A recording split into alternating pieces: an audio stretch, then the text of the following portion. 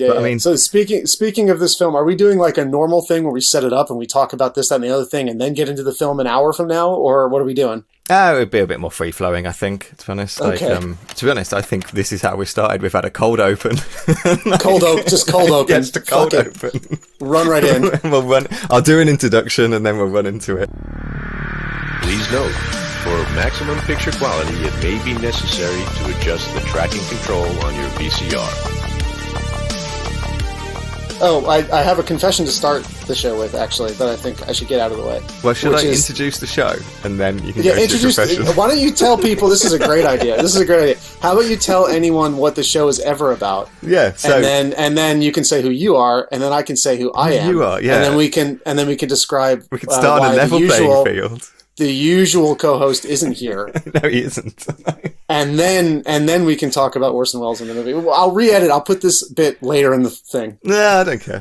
I love the idea of someone tuning in and getting this for 10 minutes. Like, what's going on? You guys are very bad at introducing the show for sure.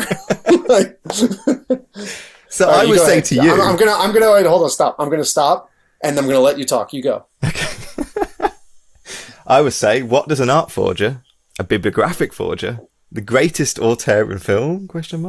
Howard Hughes, a Ukrainian artist, and the documentary itself, the documentary format itself, have in common? F is for fake. That's what they have in common. This is our film this week, because this is just your tracking, a podcast where we're on a venture to watch a century of cinema, decade by decade, year by year. And actually, that isn't that this week. We're taking a small break in our little mini-series of the 1970s to just cover another film from the 1970s. And I am Liam Delaney, and my co-host this week is not Mr. Oliver Jones. It is instead Mr. Brandon Kahn. So, that's me. I'm Brandon Kahn. That is who I am. and Ollie couldn't be here today because he's too busy animating an actual project film. Yep. Which I think makes you guys look pretty serious. Like, I can't be on my film podcast because I'm making an actual film. Exactly. That looks good. That sounds good. That does. Like, real people. Yeah, and then, but actually, I shouldn't be here either.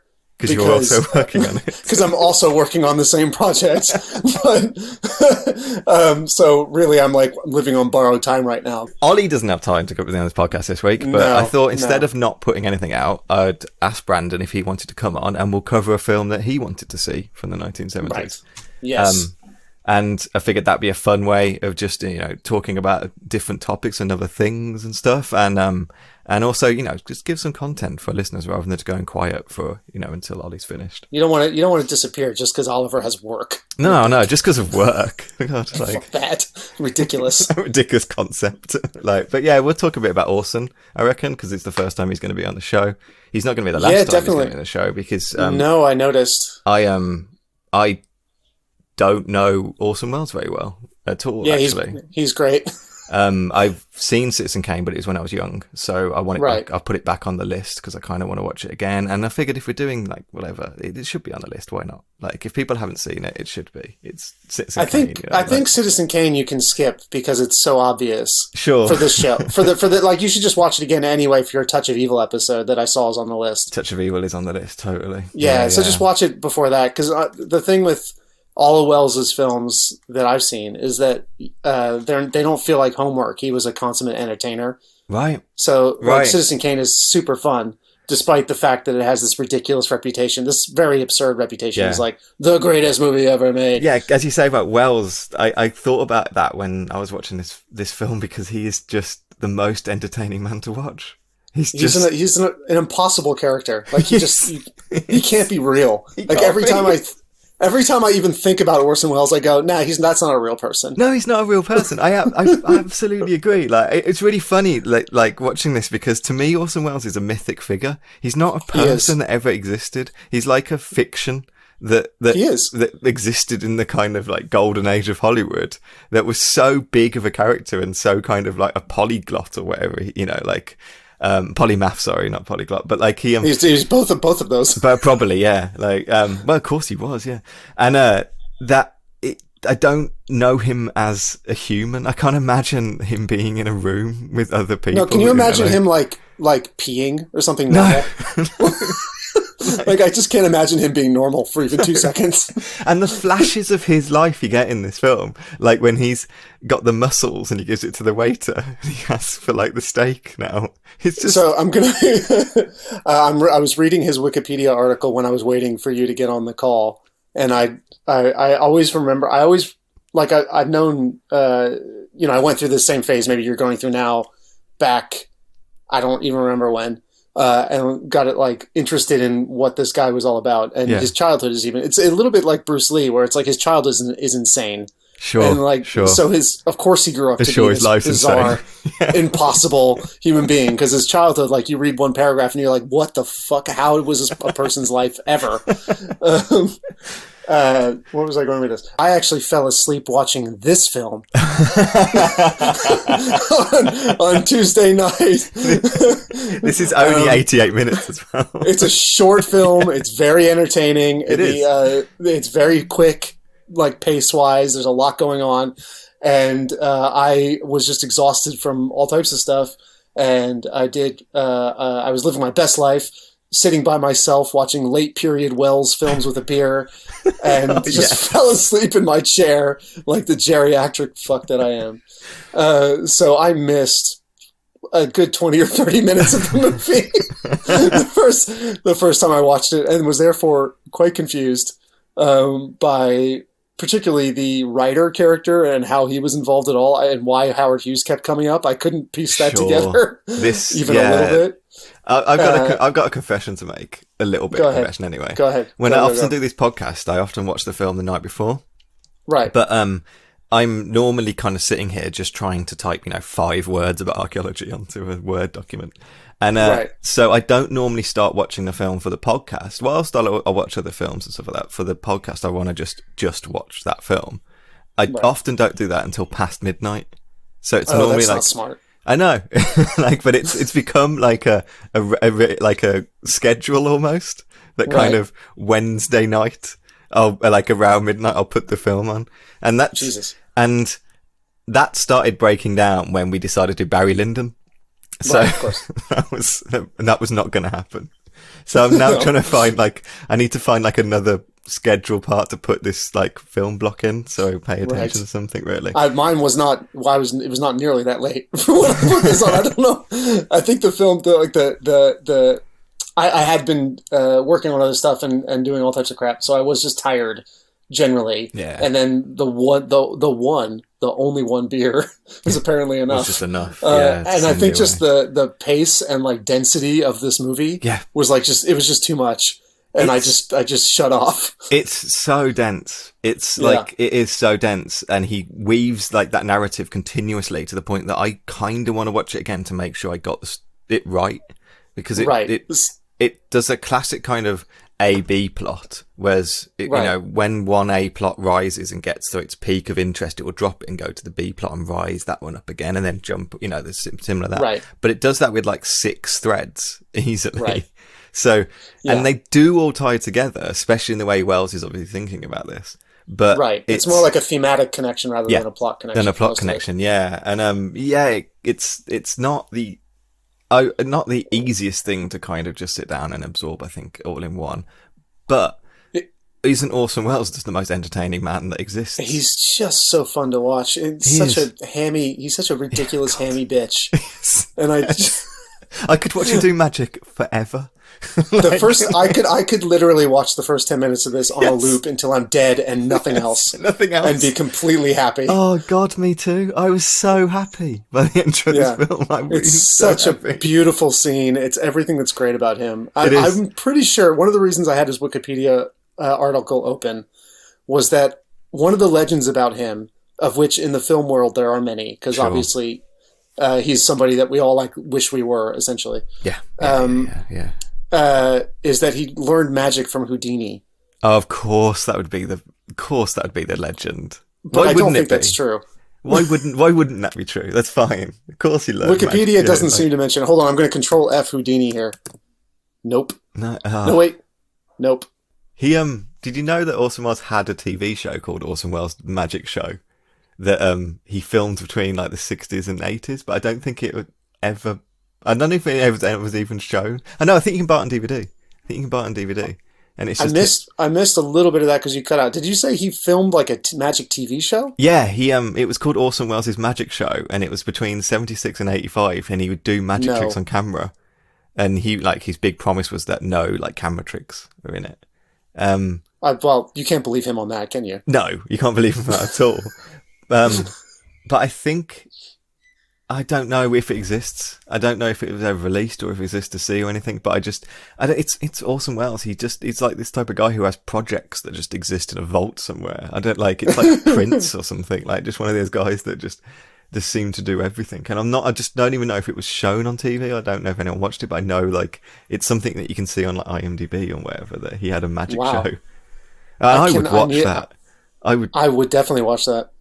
Okay. I'm just reading about this. I've got it slightly wrong. It's a television special, so it's not a series. It's a special, right? And he filmed it between 76 and 85, so it wasn't on then. It just took him that long to put something together for 27 minutes. In this period of his life, he was basically had all these long gestating projects that he couldn't quite land, probably because he was too overweight to do them. But the other one, which I'm sure we'll get into a bit, I don't know if you've seen, is The Other Side of the Wind. I haven't seen that. No, I didn't watch it when it got released. It is incredible. Okay. Personally, when I first watched it, I liked it even more than this. Okay. But I wasn't tired. So I don't know what that's about. But I think it's so for people who don't know, it came out on Netflix only like last year. Yeah, last year. Because he couldn't, he literally physically couldn't finish it for both, largely for legal reasons. But the editing is even more extreme than in this film. Okay. And my personal theory is that it would have been literally impossible to edit as he want on a flatbed, as you see in this film. He's in the editing room. Yeah, sure. With how people used to edit, and the editing is so intricate, and there's so much footage in The Other Side of the Wind that I think it was physically impossible until you had digital editing platforms to be able to even do it. So he was just that far ahead of his time that it couldn't even be done. Whereas this one, he barely managed to like pull it all together, which is an incredible feat. An incredible act of editing. Like just the fact that it's physical editing, that's what's always baffles me. Like I've never edited anything in my life. Well, some digital stuff, but I never edited anything kind of physical like that. And that idea that someone can do that to me is like a magic trick to me. That's how I learned how to edit, actually. Was it just on a physical bay? Yeah, on the same machine that he was using there on a Steenbeck flatbed editor with film. And there was a bit only for like the first year of film school, and then we moved on to digital. So they started with that. I'm not really sure why. I'm not that old, so it was a little bit. This was in like the early 2000s, so it was still a little bit odd. That's weird to be doing. Yeah, HD video didn't really exist yet, so it was in a transitional period where video still looked like total shit. Sure. And this particular film school was very married to celluloid. There's a scene in F for Fake where he shows the film like unraveling from the from the sprocket, and that just brought back like traumatic memories because that's something that happened a lot, and every time it did, you'd want to die. Oh God, I can imagine. I can absolutely imagine. But yeah, it's a lot easier now because he's like floating like documentary footage that's shot by the French guy whose name's just gone out of my head. I would have told you it if you asked me a second ago. No, I had it up before. It's almost like a German name, isn't it? Francois Reichenbach. Yeah, it's a German name. Yeah, sorry, yeah. So he shot a lot of the footage with just, I would say quite a low quality camera, actually. It's like 16 mil, it looks like. Yeah. It might be even Super 8. It might be Super 8, yeah. And he had this kind of footage kind of lying around. Orson Welles became kind of interested in the footage that he shot, and then Orson Welles kind of took that and shot a ton of stuff himself to go into that. And his girlfriend at the time, who was Odja, who's an artist in her own right, then also shot and directed scenes for this film as well. Right. And then you kind of got those three layers coming in. Should we try and describe what the film is briefly? It was initially, the project started out as a fairly straightforward documentary about a famous art forger, who I'd never heard of. No. By another person. That other person brought in Welles for some reason. Yep. That's unclear. Welles thought it was fun, so he starts editing it. While they're editing it, they find out that the guy writing another character in the film, who was writing a book about the art forger, himself made a fake biography of Howard Hughes. Yeah, so that's Clifford Irving, Clifford Irving is quite that's famous. The bit I do know. That's him. The bit I had never heard of any of this. That's the bit I fell asleep through, so I was completely lost. There's Richard Gere plays him in a film.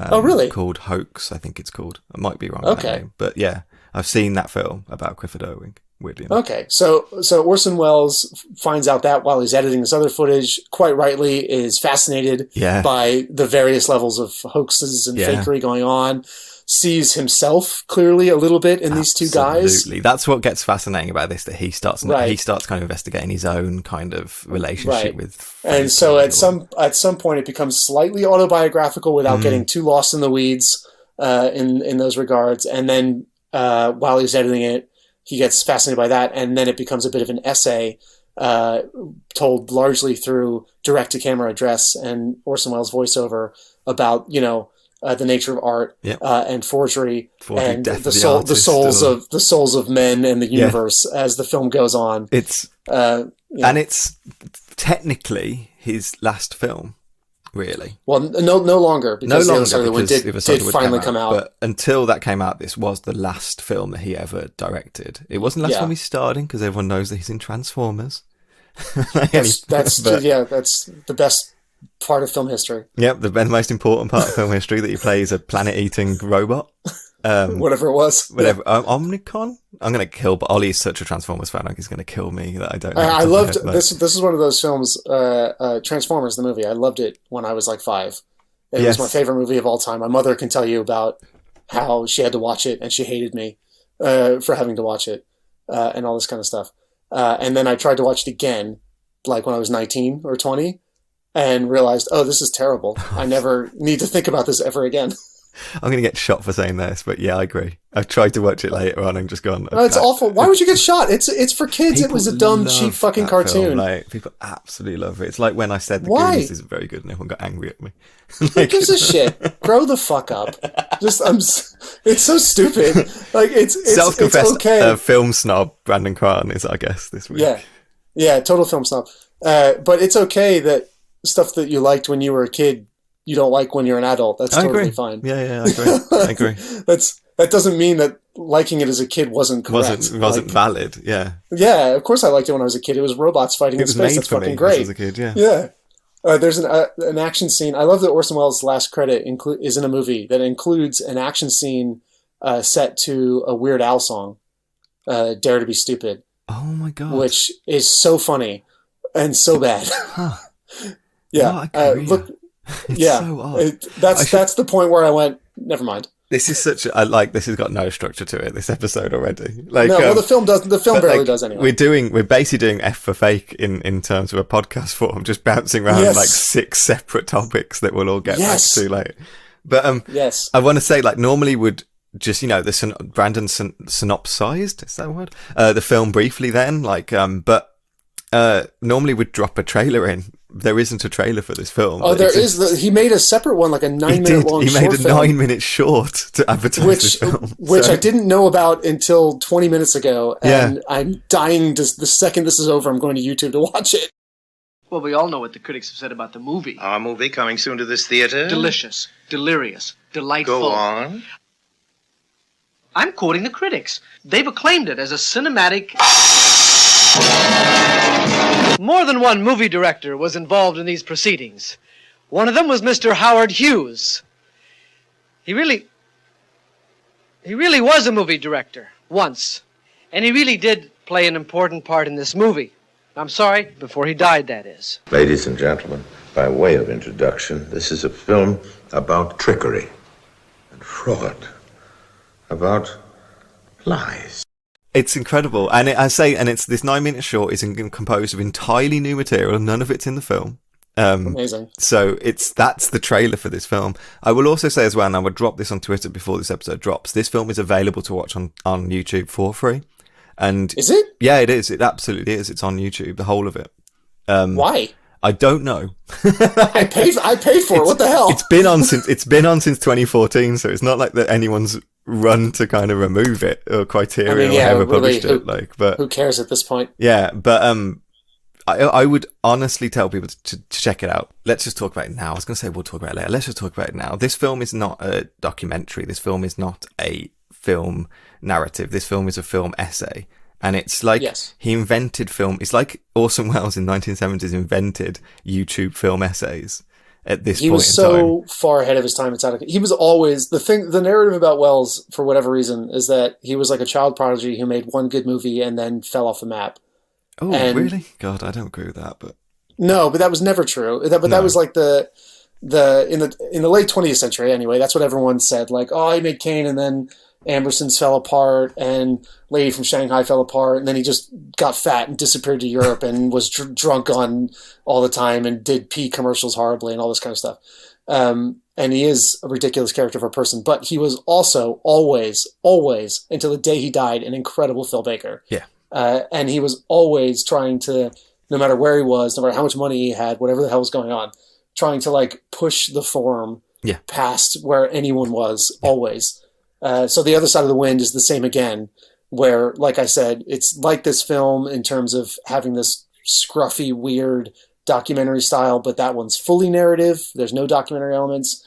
And it's equally insane and form destroying and ahead of its time, sort of inventing like the mockumentary genre. Okay. Yeah. While this one's inventing sort of the personal documentary, not inventing. He to be fair, he's sort of playing in some French New Wave ground, more or less. Okay. I would say, but like doing his very much own thing with it. Yeah, it's remarkable, really. And when I was watching this thinking, I have watched YouTube essays, by film critics that are this.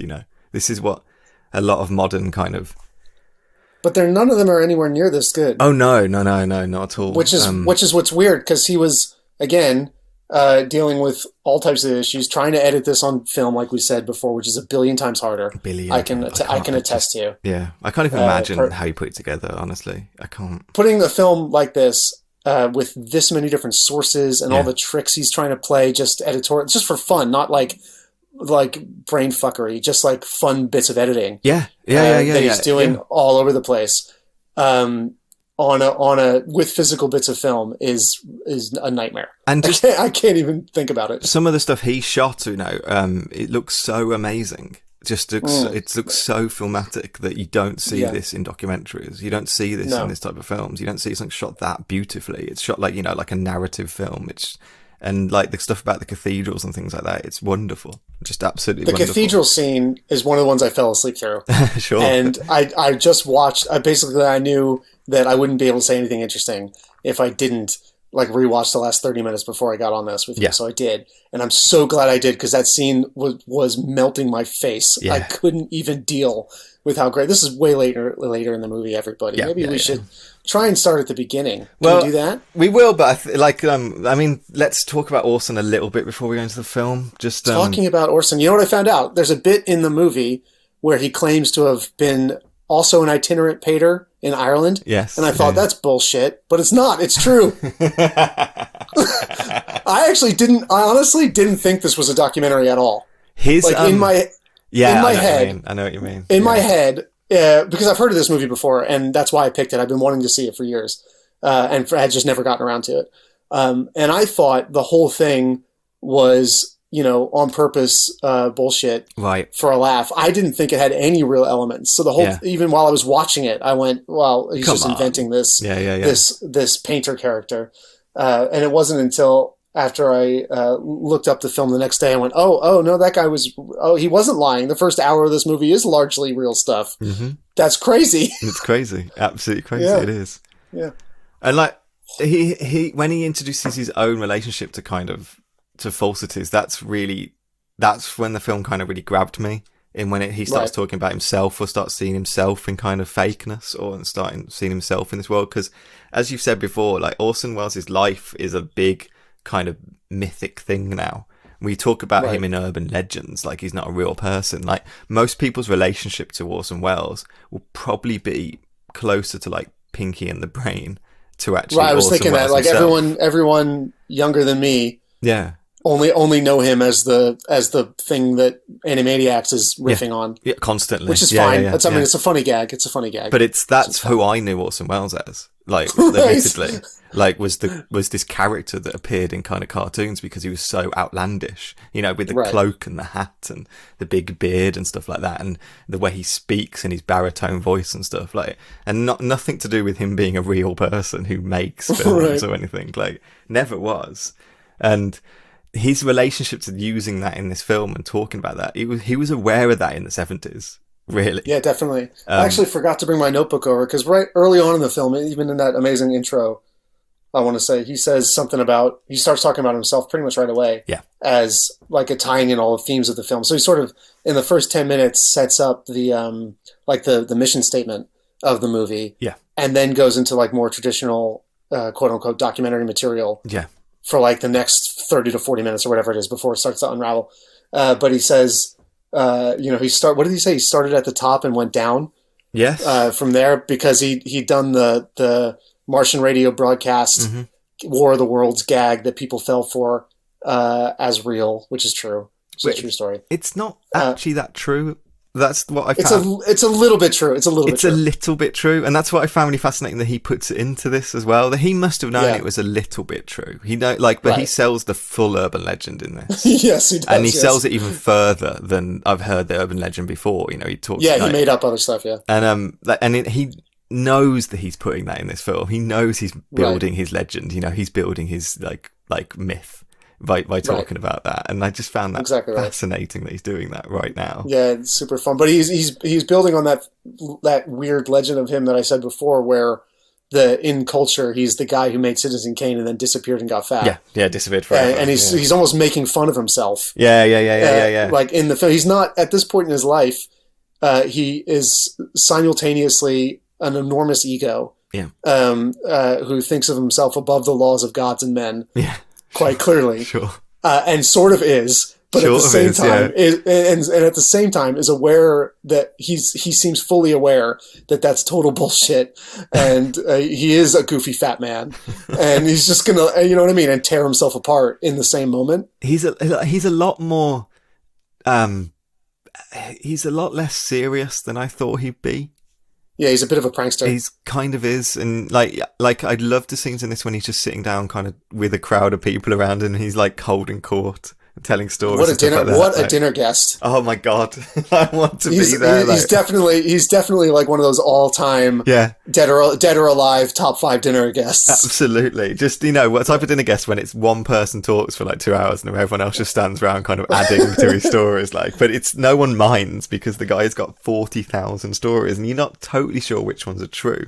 He reminds me of a guy I know called maybe I shouldn't name him, but he's don't say it's Bob. He's passed now anyway, but he was an Italian archaeologist, and I knew him at the end of his life when I met him in Amman, and we would go and see him, and he would take us out for dinners, and he was a big guy as well and older, and he would tell us stories about his life as an archaeologist.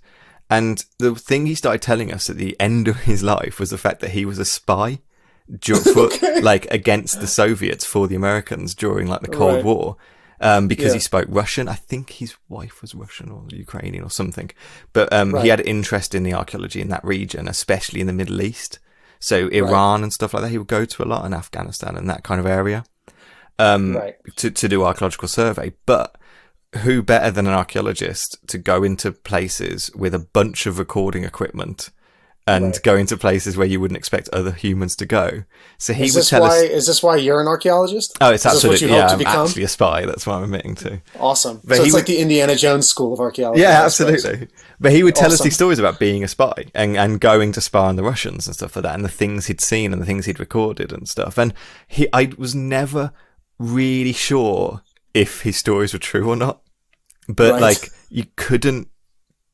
There had to be something to them. Like no one can tell a story the way he was without having some element of truth to it.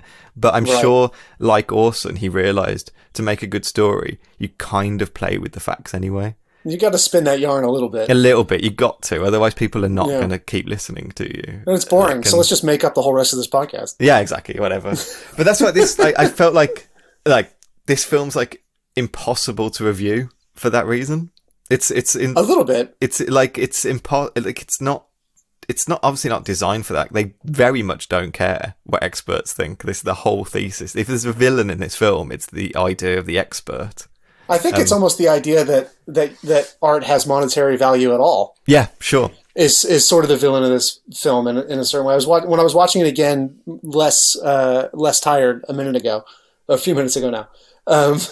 And at the end of the film, he was talking about this very idea about the fake artists duping the experts. So that means the experts are the true forgers, yes, or the true fakes, because they can't tell the difference. So what difference does it make? Yeah. And there's one amazing bit of documentary footage of the forger artist, whose name we haven't even said yet. We'll get to it. We're talking around and we'll do the film. What's his name? Elmyr. Elmyr. Yeah. Is the main character, really, of the film. Who's this forger who apparently has the ability to kind of effortlessly mimic famous artists, which is pretty incredible, and they make a point of saying that's pretty incredible. Almost any as well. He doesn't seem to be that kind of fixed. He did a lot of like Modigliani and Picasso and he doesn't seem to care. Yeah, he can do it all. Yeah, he just seems to do whatever people order, basically. Yeah. Anyway, he makes this point where when they transition to talking about Picasso for the last 20 minutes, where Picasso has this ability to, within 10 seconds of putting his hand on a piece of paper and just making a line, turning it into gold. Yeah. Right? Yeah. It goes from a pencil and a paper to $1 million instantaneously. And he says even Rockefeller couldn't do that. Yeah. Which is amazing. Yeah. Which is an amazing line. But then it calls into question, well, why? Yeah, why? I get it's Picasso. He's a brilliant artist. I'm not questioning that at all. All the artists mentioned are amazing. All their work is amazing. But so is Orson Welles', and you wouldn't pay $1 million to watch Citizen Kane. No, that doesn't make any sense. No, that's insane. So the idea that anyone needs to spend ever in the world tens of thousands or hundreds of thousands or whatever to have a Picasso or a Da Vinci or a Banksy or whatever the hell is ludicrous. Well, it's funny that there's so many threads that we can talk about, and it's funny how he it's that the need for the originals to be what you own, whereas if I watch Citizen Kane, I don't need the original reel to be there is no original film I watch, In modern films, there's definitely no original. No, it doesn't exist as a physical object. Films don't work that way. Music doesn't work that way. It's only paintings. It's only paintings, that work that way. And the whole kind of point about this film is does it matter? It doesn't. If this guy draws a Picasso and it looks like a Picasso and people have said it's a Picasso and it smells like a Picasso and people have hung it up, is it not a Picasso? At that point. And of course it is. It's very hard to argue against the thesis of that film, in the way they present it. They don't need to argue against it, but no, he's dead right though, and I do it's sort of unfortunate to watch that thread of this film in 2020, where the thread is experts are bullshit. Yes, I wanted to talk about that. You've nailed it. I was so fascinated about that. Absolutely. If you take that in the context of today, if someone made that comment in a film today, you'd be like, "Oh, you cringy bitch!" I hate you so much. But he's talking about a specific topic, in 1973 when not as much was necessarily on the line. But there's you see the seeds of our kind of experts of bullshit culture now in the kind of liberal art movement. Then, in this kind of how dare you judge my art because you are nothing. You don't know anything. You don't have expertise. How dare you judge my art? Art is just art. And then you see how that percolated kind of through society to the point of how dare you kind of tell me anything? I can do my own research on the internet. I can learn about vaccines myself, or I can, learn about my own politics or something. How dare you think you can talk for me? And it's definitely the same thread. It's the same thing. It's the same. Yeah, it's a mixed emotion watching those scenes now because at the time, you would be watching that, you, the audience of the liberal art lover, like smugly going, yeah, damn right, Orson Welles. Damn right, yeah, totally. Take those experts and drag them to hell. Orson, fuck yeah. And now I'm watching it going, ooh, I don't know, buddy. Yeah. I watch it go, I don't agree. Like, I don't agree. I have a different opinion that has formed in the past, 40 years since you made this, or however long it's been. Exactly right. Definitely. Times change. It's interesting. It's interesting that there's a whole an artist like Orson made a whole film about what is art at the end. About fake news. It's even in the title. Yeah, about fake news, about kind of fakeity, about what that means, what makes you real. What's the quote? Is it Vonnegut? Is this quote? I might get it wrong, but is it careful who you pretend you are, because that's who you are, or careful who you pretend to be? I think the quote is. I might have to look it up, but look it up. It sounds Vonnegut-ish. Yeah, Kurt Vonnegut. We are what we pretend to be, so we must be careful what we pretend to be. There you go. And I think about that a lot in life, actually. Yeah.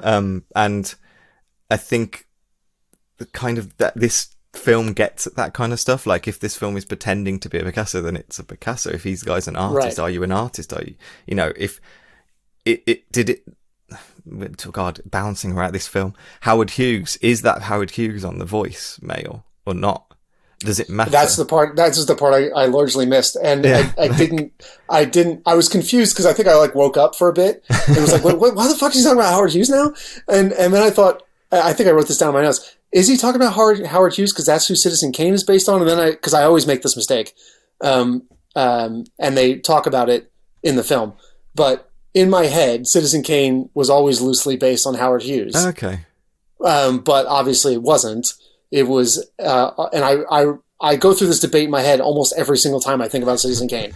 I go, right, this is Howard Hughes, right? When The Aviator came out, I went, oh yeah. Yeah. I was like, oh yeah, it's about Citizen Kane, right? And I was like, oh no, that was William Randolph Hearst. Yes. That was the other crazy rich guy. One. Yeah. So it's, but it's funny that Citizen Kane started out as maybe being about Howard Hughes, and they switched it to being about, or at least that's what he says in this film. That might not be true at all. It might not be true at all. I found it interesting when he was talking about Howard Hughes, because Orson is no doubt a guy who kind of knew him to some regard. He must have passed him at some point. Must have. They must have been in the similar sort of circles in that time. They're too similar of a person. Yeah, exactly.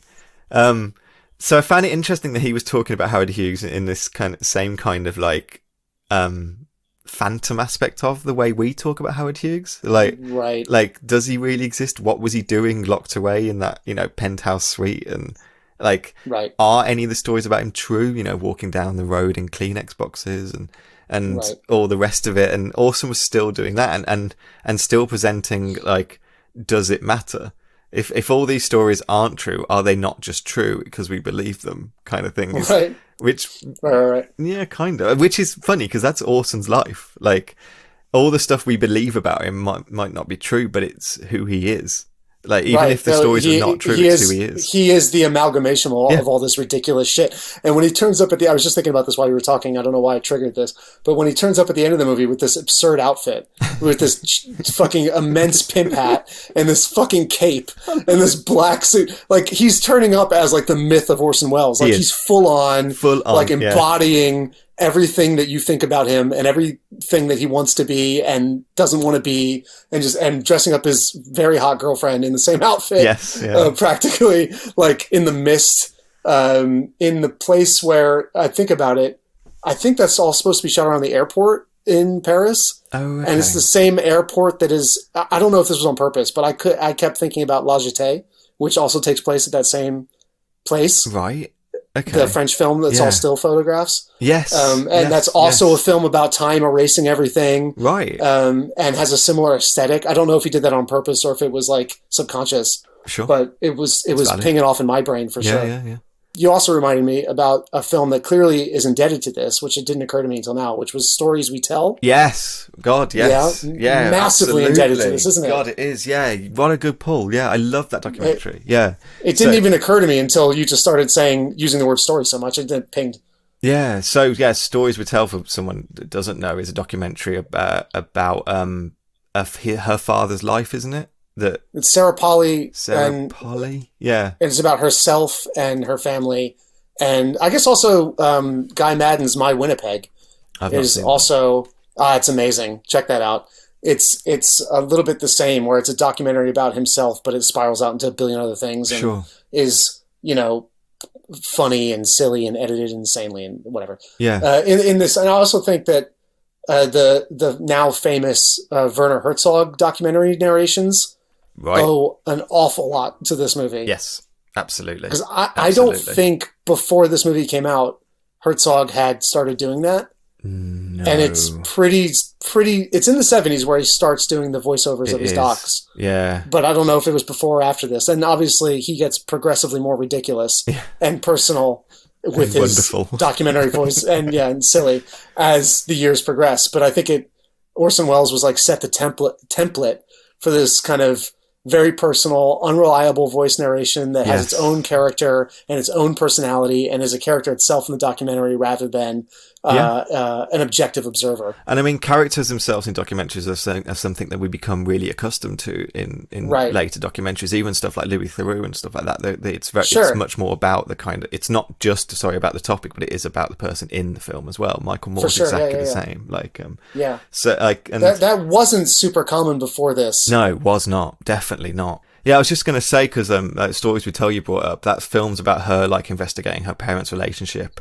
And during the kind of making or telling of the story, it's about the fact that he had an affair, and it's how they kind of deal with that, something she didn't know about her father's life stuff. And it's tons of Super 8 footage, but it's also recreation footage, and it's also narrative. Yeah, it's and made stuff up.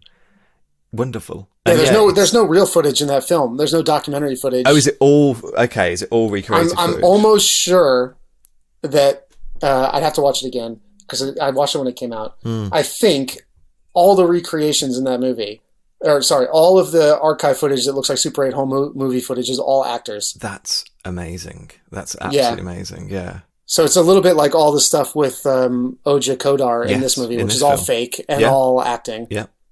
Same kind of idea. Vibe, yeah. Well, I want to talk about the editing actually a bit more. Go for the editing. And just technically. We'll go through.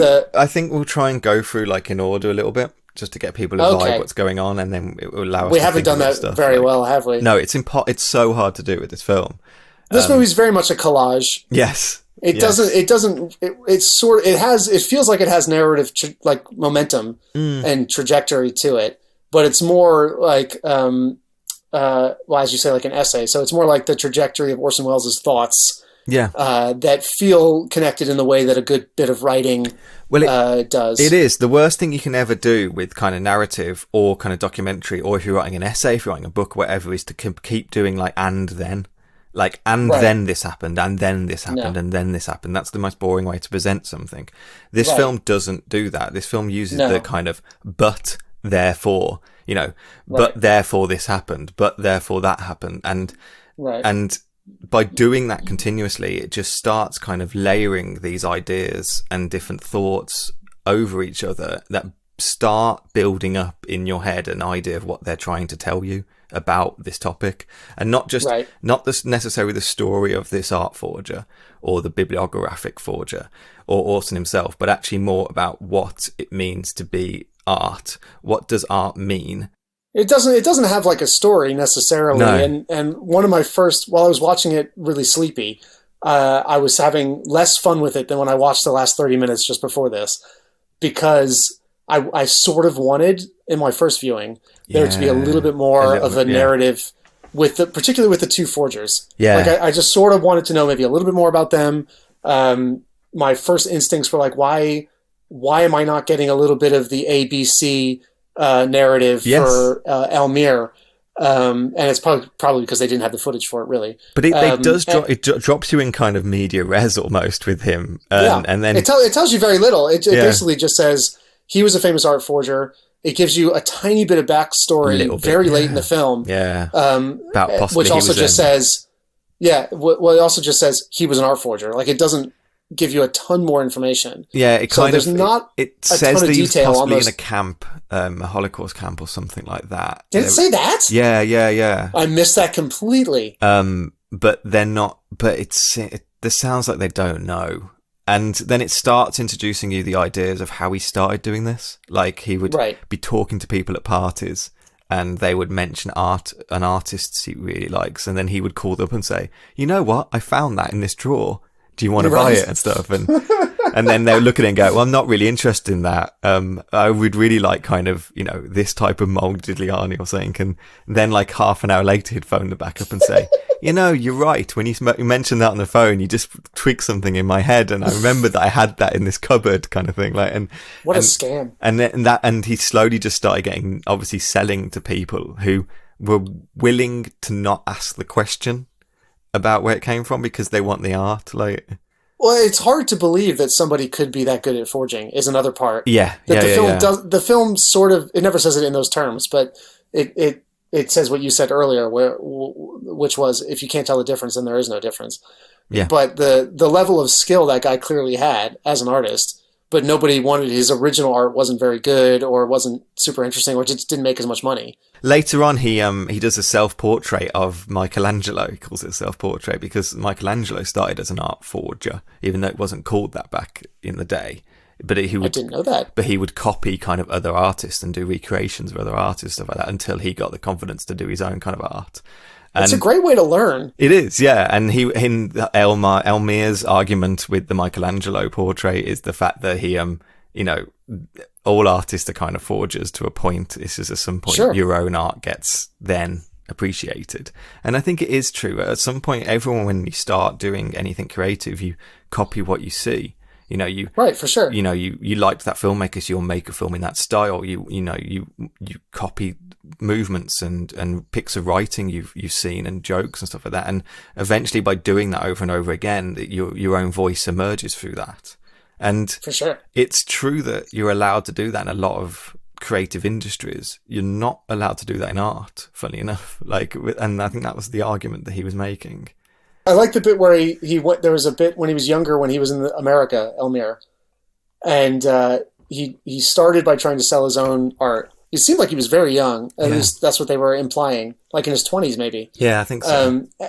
And that wasn't working, so he just kind of by happenstance started selling these fakes, and then he was able to live, but he had to keep moving so he didn't get caught by the police. Yeah. And there's that running plot in this that you're not allowed to say to him that anything he's done's illegal because he bites your head off, and he's like, "I've done nothing illegal. All I've done is kind of." There's an incredible bit near the end of the film where there's someone asks if they talk about French law. Yeah. Because for whatever reason, it's France that's supposed to arrest him instead of anybody else. That's unclear. Yeah, that is unclear, actually. You're right. Yeah, because he's living in Ibiza. For whatever reason, the French government has something on him maybe more tangible than the United States or Spain or anybody else. Well, there's a lot of information in this that he sold to museums. And a lot of stuff hanging in museums is his stuff. And you don't know if it's true or not, but it probably is. Maybe he defrauded. Maybe one of his bigger frauds that they don't really get into in this film was maybe at an auction house in Paris or something. That's what I'm thinking. If he pissed off the wrong people, who have money, then that would be a problem. So let's assume that's what happened. Yeah, let's assume. Anyway, France was trying to get him, and he's in Spain, and there's no. I guess there is probably extradition between the two countries, but they didn't have quite enough evidence because France needs 2 witnesses to say definitely they saw him do, paint the thing, sign the thing, and sell the thing. Yes. And he never did all of those 3 things in front of 2 people. Yes. There's a big argument later on, the only argument you see between Irving, who's the bibliographer, and Elmyr about signing the pictures. And Elmyr, this is the same. Elmyr's like, I've never ever signed a picture. And that's his argument that he's never done anything illegal, because you're allowed to paint whatever you want to paint.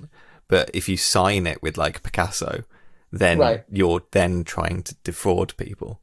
Right, which is true, which is a completely fair legal distinction. Yeah, which is a legal distinction. That's his argument, that he's never signed anything. I don't think he's telling the truth. I think he's probably signed a lot. He's completely lying there. Yeah, he's completely lying. But what's brilliant about that scene is that the editing is hilarious. It's pretending to be a back and forth, and it's clearly not. So it's pretending to be a reverse shot of a conversation, but it's clearly two separate interviews. It's two separate interviews. You're right. Yeah, and he has this ticking clock on the soundtrack. Yeah, and he just cuts back and forth between these like really awkward looks that they gave during their interviews, which makes it feel like an awkward. It's brilliant filmmaking. It's like modern. That's like modern reality TV editing, like what they're doing. Like 100%. He nails it, and I was feeling tense even though I knew what was going on. You know what? It wasn't until you said that right now that I really realised it was a back and forth like that. I kind of just watched it as a scene of them talking and arguing. That's what I mean. That's how good he is. Yeah, and a lot of this film uses this free form, really sharp, really, really clever and creative editing to drag the audience along and have fun. Another great example is from near the end of the film is when he brings Picasso in as a character and he keeps using still photos of Picasso as reaction shots to what's going on. Which is so theatrical and so ridiculous, but it works so well because his rhythm as an editor. Orson Welles edited most of this himself. Which is insane. It must have taken so long. It's nuts. And he did the same thing for Other Side of the Wind, which again was what killed him essentially because he couldn't do it. But the bits that he did edit that are still his, I read a lot about it because I was so blown away by the editing of that film. And this one again, the person who gets the editing credit with him on Other Side of the Wind, who did reconstructed everything digitally essentially, said there were a lot of scenes that he didn't change at all. He just brought them in and left them as Welles had intended, and then tried to cut the rest of the film with in that way. Right. And those scenes are the editing is beautiful. It's so dense and sharp and funny and quick. And as someone who I'm mainly an editor now, watching that and just getting floored by how precise his editing is, and how like the amount of creative flair that is in his editing. That's very like theatrical and obvious, but that feels natural at the same time. Yeah, it does. It feels organic. It feels like the film just flowed together. I think which it doesn't. It's insane. No, it's such a collage, and he makes it flow. That's crazy. It feels like it always had to fall this way. Like it feels like there was no other way to put it together. It naturally fell this way, and of course it doesn't, but like I think it was a process of a lot of experimentation on his part. What I find really interesting, and I wrote a note about this, and I don't know if I had to find it in my notes because I wrote a lot of notes for this. But he most of the film from Orson's point of view is set in the editing bay, and I found that like a fascinating decision to make, right? Because he would have to have made that decision prior to doing any of the filming for that. To put it together, do you mean prior to the filming of those scenes where he's in the editing room? Sure, yeah. He would have had to make or was this something maybe when he was trying to throw this all collage footage together in the editing room that this thing just kind of started emerging through his brain through the editing, and he wanted to. I think so. You get like we talked about. It started out as somebody else's project, and then it kind of built up over a long period of time. I get the impression. I didn't get through the whole like history of the film, but it seems like there was a lot of back and forth about what it was, and this sort of new form of filmmaking that he was experimenting with, and it is experimental. Was something that came to him organically while making it. Like he didn't start the film with that in mind. No.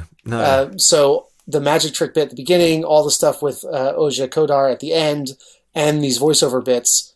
All must have come later. They must have. I assume. And like most of his narration is actually done on screen. There is a voiceover, but a lot of it is him talking to the camera. And like surrounded by these reels of tapes. And it feels like it gives this impression of this film being in real time. It gives like everything is just happening around him and he's putting this all together. It's a great bit of like work. Yeah, you have to think about like there's all that bit where he'll be talking in the editing room, and then he'll comment on what just happened, and then he'll say, "Let's watch it." And he'll operate the Steamback to show it again in the viewfinder of the editing machine. Yeah, totally. But the amount of like thought that goes into like I got to get this clip from the original film, put that together. I want to say this, so I'm going to film myself saying this, and I want to tie it back to this footage, so I'm going to film myself editing it or playing with the edit, Yeah. and then go back into the real footage. That's fucking mental. It's mental. Yeah, absolutely. Especially because it's done on film. It's mental to do it digitally, but to do it on actual film. Well, in the that's you're dead right, because digitally, younger filmmakers, myself included, but we have and he would have loved this, I'm sure. Oh God, have the opportunity to just bring a butt ton of footage into our computers and just start playing with it. Yeah. Just throw everything around. And that's younger people who are like only learn digital editing. So like Ollie and younger, they are a little bit less. I'm like more nervous early on in the editing process, like about trying to get my selects right, because I learned on film. So that's just like my how I learned. It's not better. It's just how I learned. Like I start out going like, I'm just definitely going to use this part of the shot. So put that in the timeline and then go back to my raw footage and I'm going to select exactly that part of the shot and put that in the timeline. Whereas Ollie will be like, I'll just throw everything in the timeline and look around and fudge with it and fuck with it. And I think that's what Orson Welles would have liked to do. Yeah. It's just chuck it all around and see what happens. It would have been probably completely crazy to see what he would have done with anything like that. But yeah, definitely. It's mental. And I just think it's just like, even when, like you were saying, like he even does stuff like he'll introduce plot points and go like, no, that's not for now. We'll get back to that later. Like, but like, remember that, but we're coming back to that because now we have to go back over to Ibiza and talk to Irving and look at this guy Irving and how do you believe him? How do you believe a man who writes fake books, who's doing a fake book on a fake artist who forged people and which part of this story is real? Okay, now we've dealt with that. Do you know my film? It's like, and it's the... Yeah, right. So he's doing like two things at the same time. So like his storytelling editing, where he's jumping from scene to scene with these sort of like organic free form talking points, where he goes, as you said earlier, he doesn't say, and then this happened. He goes, this reminds me of this. Yes. And then jumps to that in a way that feels organic and alive and fun.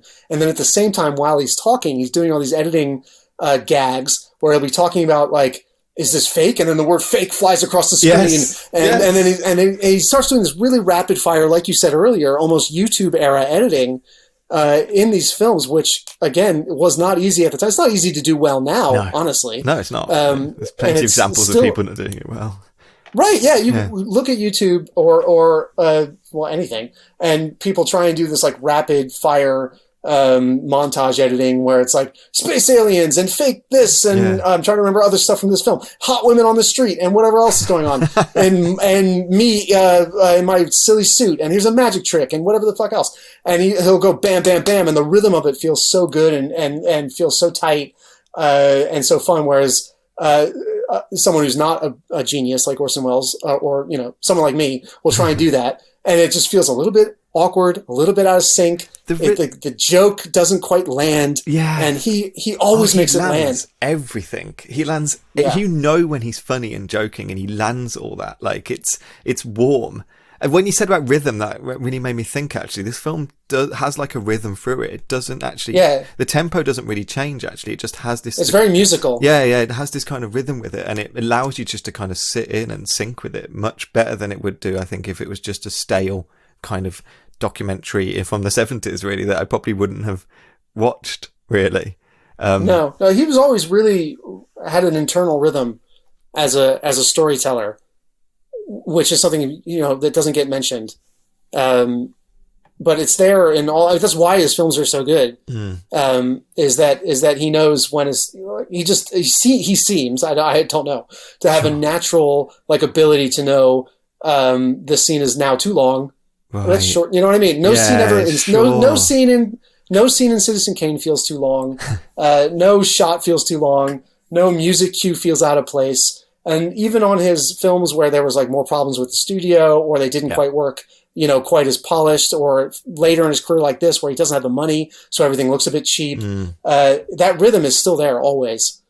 That's a good point, actually. Some context for him at this time is because he kind of fell out with Hollywood at this point, largely. He fell out with Hollywood in like the 40s, frankly, but he keeps leaving Hollywood and kind of coming back to it and leaving and coming back to it. And is it Chimes at Midnight would be the film he kind of did before this, or is there probably other smaller stuff? I think it's that one, and that's the one I want to see the most because I haven't seen that either. The Falstaff film. Haven't. And I've heard that one's amazing. Yeah, I know it's the one he was most proud of in all the films he made. But again, I haven't seen it. I don't know Orson Welles more that well as an actual person. This is one of my first introductions to him, really, as anyone who's, you know, not just a cartoon character, frankly.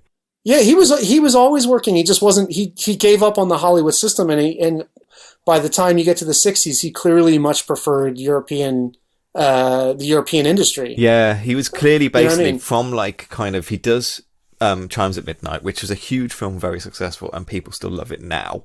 Like he then did something called The Immortal Story, which was he was a director and co-screenwriter with another French filmmaker.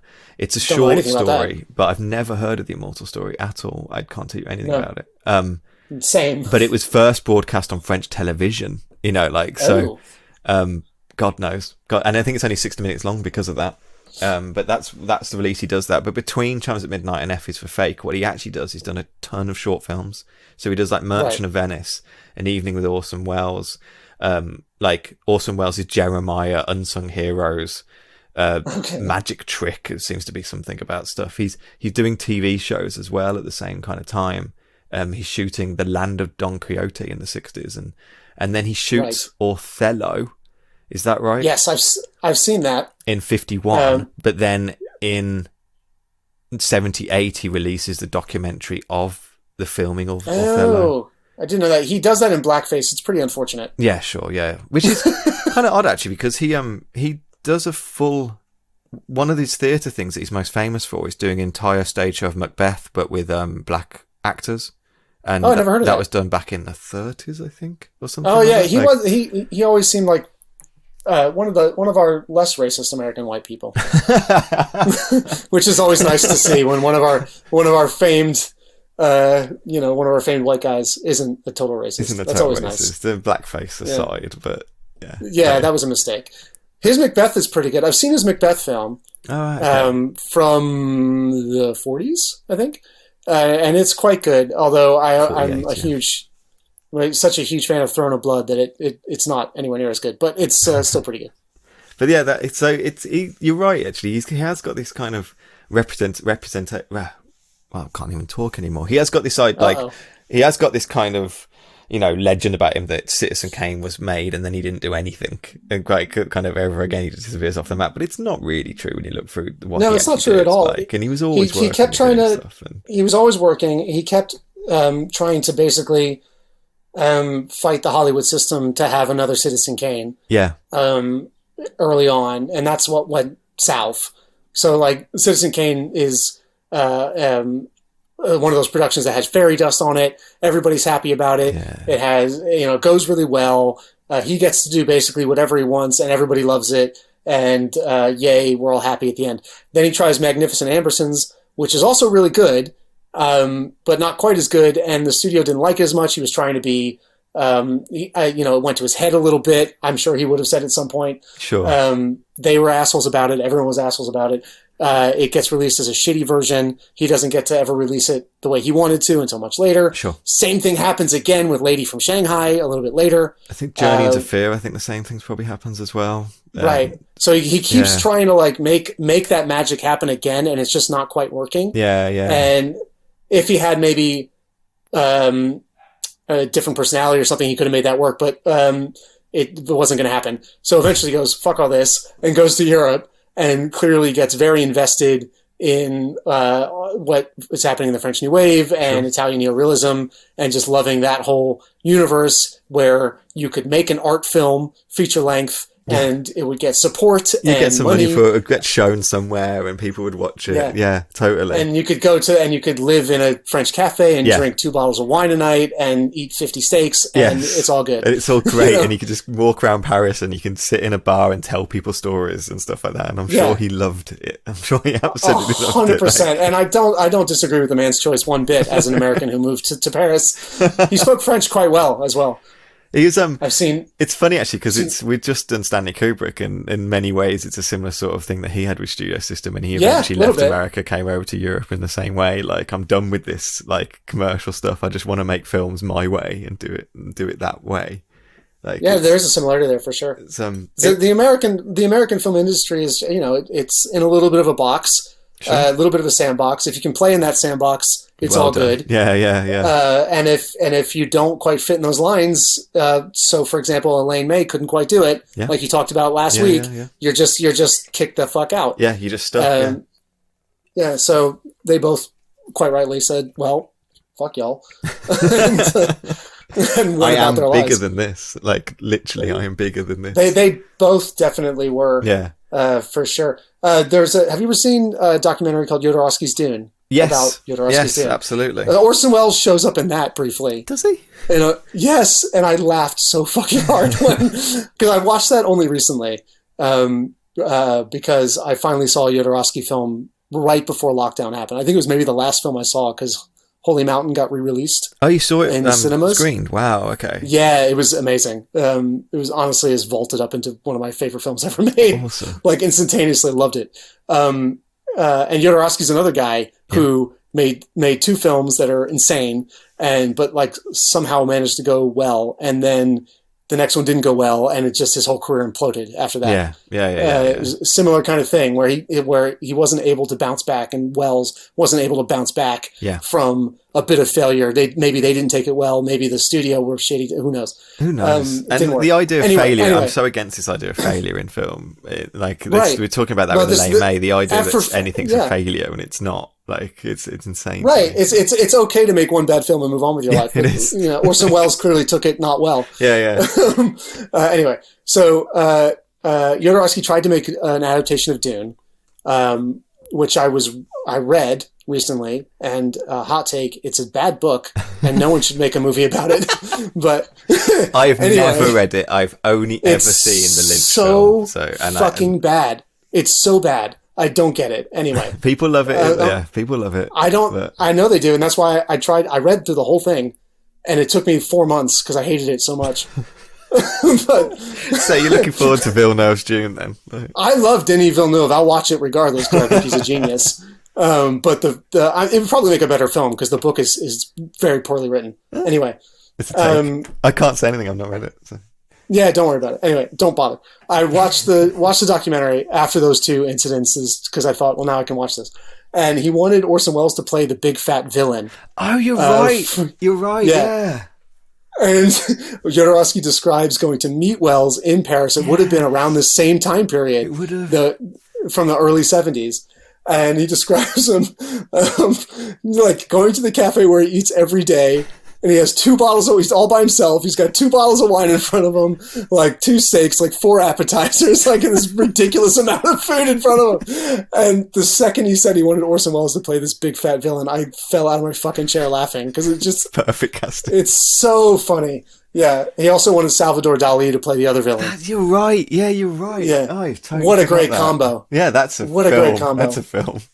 Exactly right. So anyway, have you seen? We have to drop this in. We've got to put this into this episode. Have you seen the outtakes of the champagne advert that he did? Yeah, I mean, of course, it's legendary. Best thing that's ever been put on film. He's so, if you haven't seen it, we must just drop in like a section of it. But he's completely drunk. He's obviously been at the champagne before filming. Yes, and all he has to say is like.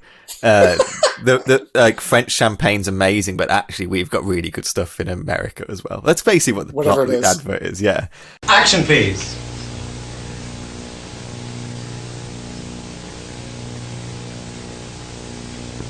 Action, Orson, please. Just do anything?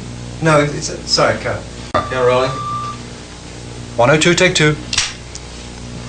Ah, the French champagne. And he just the director goes like action, and he sits there just completely spaced out. I love when he gets pissed off at the director, and he's like, "Are you going to tell me how to direct myself? I'm Orson fucking Welles." And he just now and again wake up and just go, like French champagne. Can you imagine?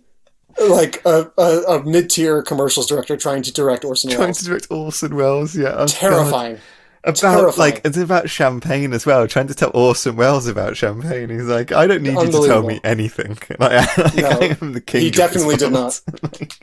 And another great Orson Welles story came from the behind-the-scenes documentary of The Other Side of the Wind, So there's some like making ofs of that on Netflix. Yeah. Also about the same time period. It's also about him eating too much. I love stories of Orson Welles eating too much. It's like comfort for me. It makes me feel happy. I don't know why. That's one of my favourite scenes in this film is when he passes the moulet to the waiter and he asks for the steaks. It's just, it's so natural. It's no way that wasn't just real. Like, no, he was clearly a big overeater.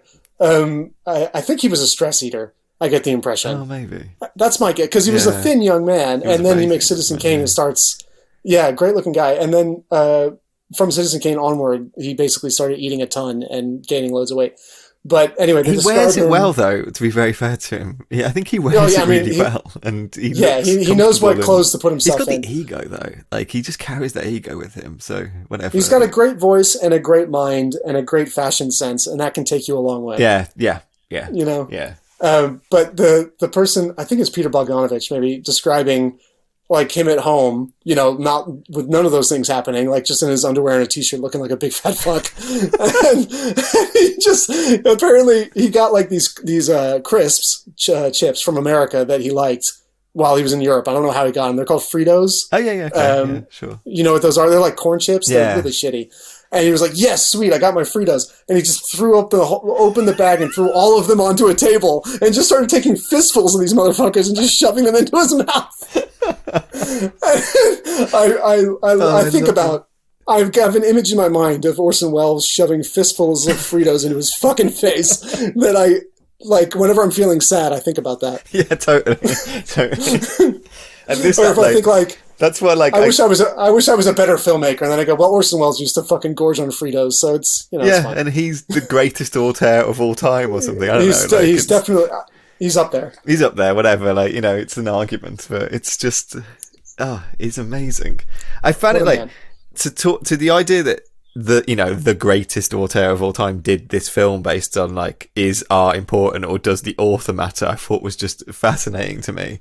Like, because obviously his career, his whole life has been sold on the idea that he made Citizen Kane. That's it. Right.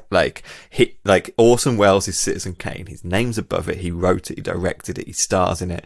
It won't exist without him. It's absolutely like, not maybe origin of auteur theory, but it's there, like it's when people maybe even started identifying filmmaker film, it's in America for sure. That was when people talk about it changing the game, in American film culture at the time, the idea that like the director, not only really mattered. So like John Ford was already a famous director. William Wyler was already a famous director. It wasn't an alien concept. So that wasn't an alien concept, but the fact that you could like make an entertaining film that was also clearly very personal, and very artistic, and always kind of about, every film is about the filmmaker is always the kind of thing as well. Like it's always a little bit, and it's not necessarily like in a genre like the way John Ford did quite successfully. I'm not shitting on John Ford at all, but I'm just it didn't change the game in terms of like being leaps and bounds better than every other film that had come out before that time. I don't think personally. In American film, Citizen Kane showed that you can make a really beautiful film that was also really fun. That could be a critical and commercial success, but that's very much your own thing. With like no compromises. With no compromises to that, or at least that's the legend about it, because it's. No, that's true. I'd say that's true. And but what I like about it is that that character, Orson Welles, then doing a film as his, technically was his last film. It's not anymore, but that actually attacks that idea that the author doesn't matter, I think is really interesting, because obviously the truth of Citizen Kane is that it's not just his film. Films are never just one person. They can't. No, of course not. Like that's not the truth of them. Like it's the truth of maybe the art direction of them and how you look at them in that way, but the physicality of them, it can't be just one person. They're too big. It's a team sport. It's a team sport, and everything matters. Every actor matters. Every person behind the camera matters to that. And it's for sure. It's interesting that I just found it fascinating that he would do that, as the great auteur would do that as the last film, to just go, but does it matter? Does it matter who the author is? Like in film school, there's always a lot of contrarian takes where it's like, well, Citizen Kane is good, but it's really because Greg Tolan was the cinematographer and he was amazing, and Bernard Herrmann did the score and he was amazing, and the rest of the actors are really amazing. And I try to remember the name of the editor. He also directed West Side Story.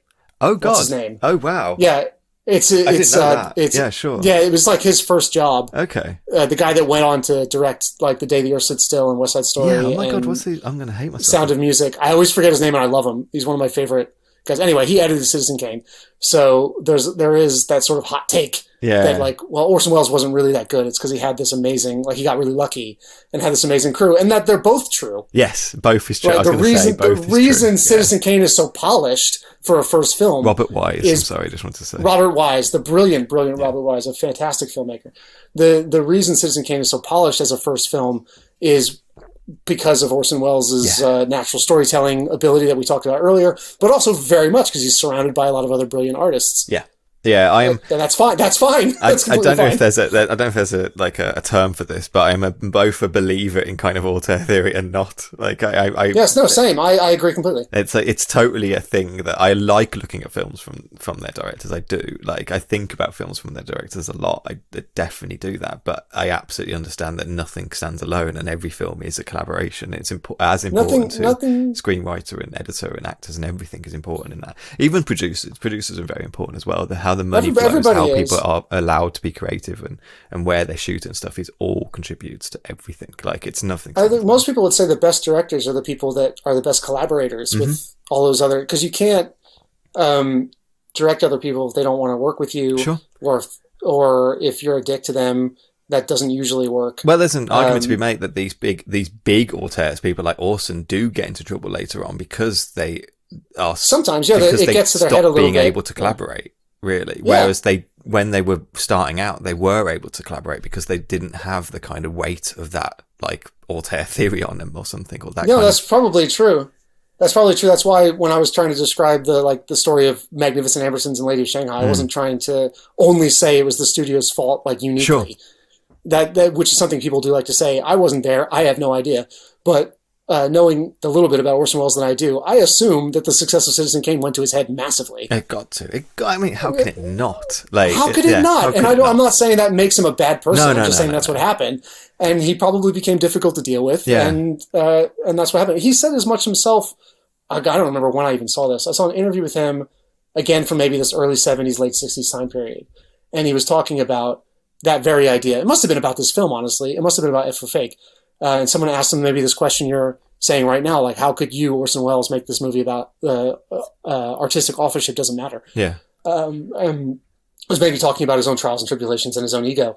And he said something like, having been like a child prodigy, which he kind of was, which we haven't gotten into. No, he was a brilliant kid, like right from the start. It's just one of those kids who could do everything, particularly anything artistic and writing. He was really good at from a very young age.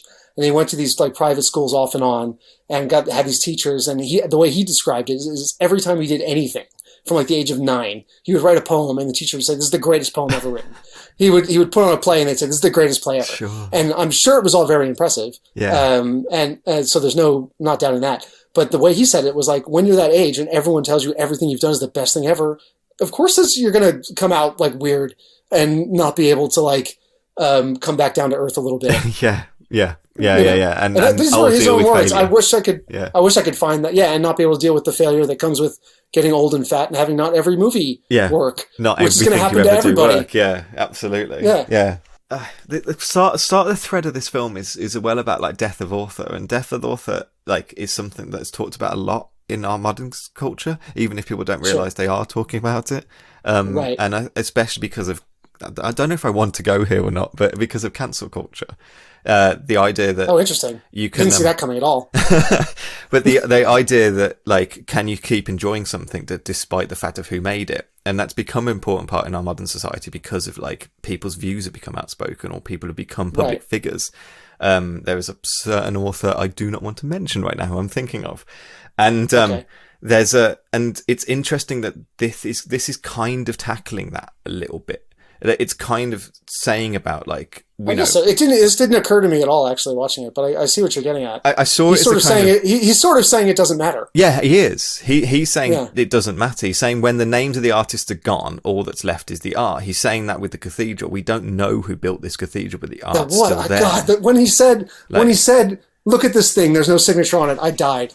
Now this has been standing here for centuries. The premier work of man, perhaps, in the whole Western world. And it's without a signature. Yeah. I was like, God, what a fucking point. Yeah. It's brilliant. I'm sorry. And that's what he's doing with that. He's just like, all that's left is art. It's just so why do we care about the author is if the expression of the art is what's important. And that is absolutely arguing to me for death of the author. It doesn't matter who did this. My own thing is I think authorship matters. That's why I'm not totally for death of the author. I think it matters who creates it and what their thoughts are going into it. I think, and it especially matters if they're still around. At some point, I think it matters if somebody who's horrible keeps making money. Yes, exactly, and especially other than that, I'm not too worried about it. And they argue about this, like I'm not going to get into like baths and fucking like, you know, Folkert or whatever, like, but like the idea that at some point authors kind of started out being like mythic characters, people like Plato or whatever, or Homer, that weren't especially real. Like they were all even sometimes collections of people, like a school would write under a name and stuff like that. It was just something, the way to publish. At some point that changed to the idea that things have to have a name stamped on them.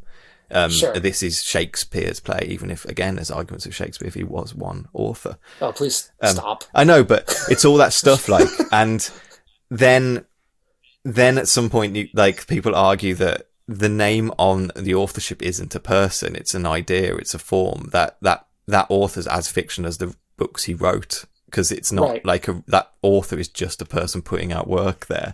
And I think this film just made me think about how I kind of agree with Wells with this, in the fact that it doesn't matter when the author's gone. It doesn't matter if you own that painting and it's not by Picasso, but you like that painting. And if it evokes like an emotion in you, that's all that matters. And it's not. I think it's not just like, it's not just anti-expert. This film, it's almost anti-artist, in the fact that it's. He says, I've got it written down, cry the dead artist out of the living past, all of our songs will be silenced. It's about that.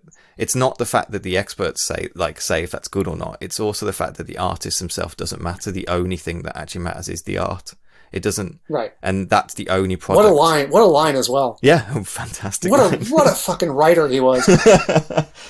Dropping all these amazing lines on our young supple minds, with his massive voice ringing in your head, and he's dropping it like nothing. That's what's so amazing about this. Just like not in that scene. He's putting on his whole voice. He's in the cathedral scene that you just quoted. He's definitely like reaching the lowest ends of his voice. Oh yeah, and really, he's knowing what he's doing. He's a very performative man. Yeah. He's a very performative man, just generally, which is why he'd be that great dinner guest. But I love the way he plays those voiceover scenes generally, even those more casual ones earlier on at the editing bay, where he's like, ha ha ha, check this out. Isn't this hilarious? Yeah, totally. And he's like arching his eyebrows and all this kind of stuff. And there's something, and I need to rewatch Kane, if I'm honest, but there's something about the fact that Citizen Kane is about kind of the legacy that this man's going to leave. It's about judging a horrible man. Yeah. Judging a man by the artifacts they leave, which, you know, is archaeology, but let's not get into it. It seems like he was scared of hating his old self. Yes. From the day he was born. Yes, almost. I think so.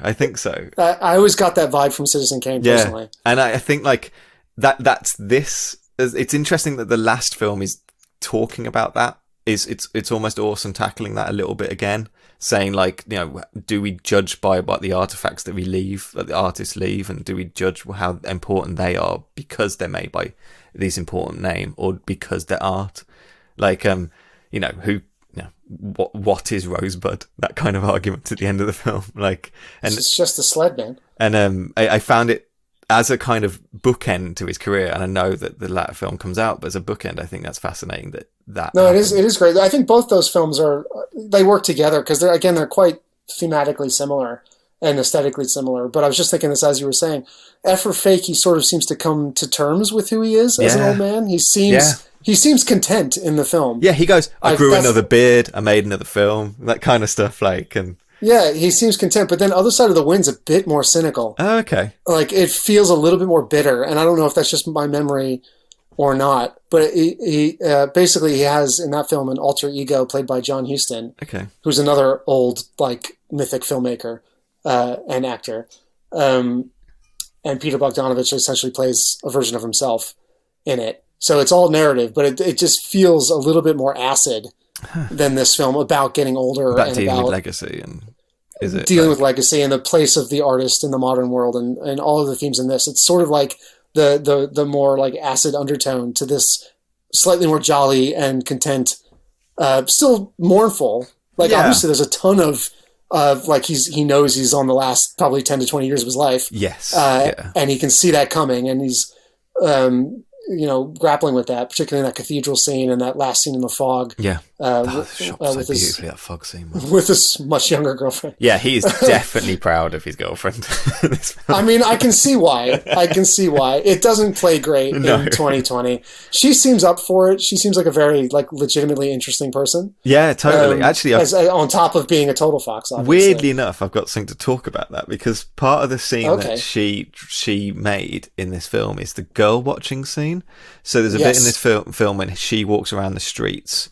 Which is almost like the first scene, isn't it? Yeah, it kind of. It happens in the train station as well, really. And then they tell you that we're going to get back to this at some point, and they do. Oh, okay. And then they get back to it again later. But so she made this kind of stuff in the streets where she's walking around in a very short miniskirt. She looks amazing.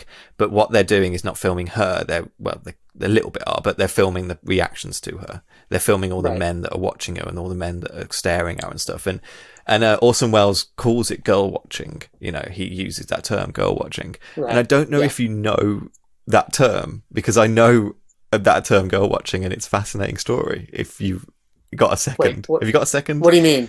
I've got a few more seconds. How do you mean? As a term, girl watching.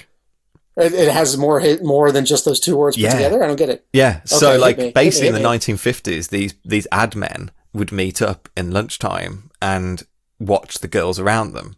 What they started to do is then, like bird watchers, they would then start keeping journals about the different girls that they saw. And then from that journals, what they started to do is make types of girls that they saw and start cataloguing in types. Boy. They published this as a book called The Girl Watcher's Guide that ended up making a society in the 60s called the International Girl Watching Society. Oh, murder me. And they would meet like 4 times a year, and normally in San Diego, to kind of compare notes. Why is that funny? Why is that so funny today? That is San Diego. Why San Diego? I don't know why. I don't know why San Diego of all fucking places. And they would compare notes about like girl watching, and they would share tips on how to do it, like tricks of the trade and stuff like that. Like like having a paper that you sneak your eyes around and stuff like that when a girl walks past them. What? It's insane. Like, it's absolutely fucking insane. Don't you just like use your eyes? Isn't that the top tip? It's just like, just like I'm looking at someone because I'm a human. But they would, there's stuff like people would have cards that they rated the girls and then give them the cards. No, boo. Like saying like, I ranked you as nice. Here you go. Here's your card. Like Mark Zuckerberg loves that. Oh God, yes. Like. There's a quote. If a girl is watchable, they should be watched, no matter what their ambitions may actually be. Was like a quote from this Girl Watcher's Guide. How did you find all this? What is this coming from? There's a podcast called The Dollop. They do an episode on girl watching. I recommend listening to it. I'm horrified now. I don't think I can listen to more. This comes to like a big kind of a big and culmination in the late 60s, or it might be in the 60s, whatever, with an incident in New York. There was a young girl. She's just a young girl. She's just very attractive. She's called Francine, and every morning she would go from Broad Street Station in New York to her job. Okay. And every morning, the same time, she would get off the subway and then walk the streets, and men would notice her and start telling each other about her. And soon, and they used to say she wore tight sweaters, and that's what everyone liked. She had to wear tight sweaters because she was quite well endowed. She was just wearing a sweater. Sure. Like, that's it. Yeah. Like, and then every day more and more men would come and turn up to watch her walk to work. What the fuck? Over and over again, every single day, men were coming and coming and coming to watch her to walk to work. This is particularly weird because it's like pretending that there's a shortage of good-looking women in New York City, which I can tell you is not true. There's Brandon, plenty everywhere. 5,000 men turned up one day to watch her walk to work. What? 5,000. Just one. I mean, she must have been a god. And then that's insane. That's insane. To the point that the police started having to coming to Broad Street to escort her to work every morning, and like they'll take her like secret routes and through back rooms and through offices and stuff like that to get her to work. And so, at some point, did she think, "I guess I should be a model," or did she just? Do you know what I mean? The stupid thing about this story is that we don't actually know what happened to her because it's written by men. Like, so no one actually cared about her. Maybe this is not true, because that sounds like way too big of a story for us to not know who this person was. They know her name, but they just don't know what happened to her. But basically, like, how this ended is 10,000 men turned up to watch her walk to work one day, and a riot basically broke out, and the police had to stop them. This is an easy way to find 10,000 men who can just get shot into space, and just never come back. You know what I mean? Like, we can thin the herd right there. But the press would report on her each day about her movements and what she was wearing and stuff like that. And you can find all the clippings in the press and stuff like that. And, I don't believe it. And then one day, this is your F for fake right now. Yeah, okay, yeah. This is the plot of this podcast. Is my story P for podcast. True or not? Yeah. But I found it. It just reminded me of that story when he uses the word girl watching, and the whole section of this film is about girl watching. It's like 5 minutes of it, and it just reminded me of that whole story about it. And I wonder if he was referencing that specifically. I don't know. It definitely could. He would have known about this. I'm sure he would have. He's that type of guy. He seems like the kind of guy, yeah. Who would have known that. And even if it was made by Audrey herself, I'm sure she knew what she was doing with this. And so the girl watching scene. Like you said, she looks amazing, which is true. The footage they have of the guys seems over the top to the point where I thought they were actors. Yeah, I know what you mean. Yeah. And like, I'm a straight man. I was a young one once. And you do, look around for sure. And I'm sure I look like a moron many times. But not that, like, I'm not falling over myself. It's like a candid cartoon. Like thing, but these guys look like those old cartoons where like someone's head would explode and little hearts would come out of their eyes. All that. They look like they're 2 seconds from that happening. Like they're wearing big clown shoes and they're about to fall over and go down a manhole and fly out the other one. They're like triple taking insane. And stuff like that. I think some of them had to be plants. Personally, if that was the reality of someone walking down the street, and I'm guessing, I thought they weren't in New York. I thought they were in Paris or something like that. But they were in France. Yeah, for sure. If that was the reality of that back then, I was oh god. You know what? It probably is real. I take it back. Paris is pretty bad. I've heard from many a female friend that even in the 90s now, and 2000s, it could be a bit obnoxious. So taking it back, men are the worst. Sorry, men are definitely the worst. Absolutely. Yeah, I try not to be, but what can I do? And then the whole point of that scene is that he's saying that a lot of their actors in this are blissfully ignorant that their facts are now in this film. And I feel like there have to be like at least 2 plants who overdid it just to add to it. And I believe most of them are real. I will believe that completely. This is just after that is the bit that he says everything in this film is strictly based on the available facts. He makes that very clear over and over again during this film. He says for the next hour. Yeah, for an hour. For the next hour. Yeah. And the hour is up when it gets to the Yeah. So we haven't talked when the about hour that is bit up. Yet, so it's a very clever bit where for the first hour of the film is strictly talking about those two main characters, those two forgers at the heart of the film. And those 2 stories are real, which again, I thought were fake while I was watching it. But they are real. And he doesn't give us a ton of facts like we talked about earlier. We don't get a huge rundown of events or a ton of backstory about either of these guys. It's really, more a few available facts. Some they omit actually completely. For example, the reason Elmyr went to prison had nothing to do with his art and everything to do with him being a homosexual. Yeah. Which he doesn't put in the film at all. I wonder if he thought if you put that in the film, it would change people's opinion of him in the 70s. Maybe. They talk about him having briefly been in prison, but they don't say why explicitly. I assumed it was for art. I totally did. No, while I was looking up the film this morning, it turns out it was for homosexuality, sadly. So again, just doesn't give you a ton of information. It gives you the bare bones, and then Orson Welles being Orson Welles about it. for that first hour. And then in the last 20 to 30 minutes, they invent this whole ridiculous story about Oja's grandfather and Picasso. Yes. Which is clearly an invention. And when you're watching the film not falling asleep, it's very clear that it changes gears. Yes, yeah. When I got to that bit, for me, I was very confused where this was coming from. I almost thought that her, because I knew she was Eastern European, I didn't know she was Ukrainian.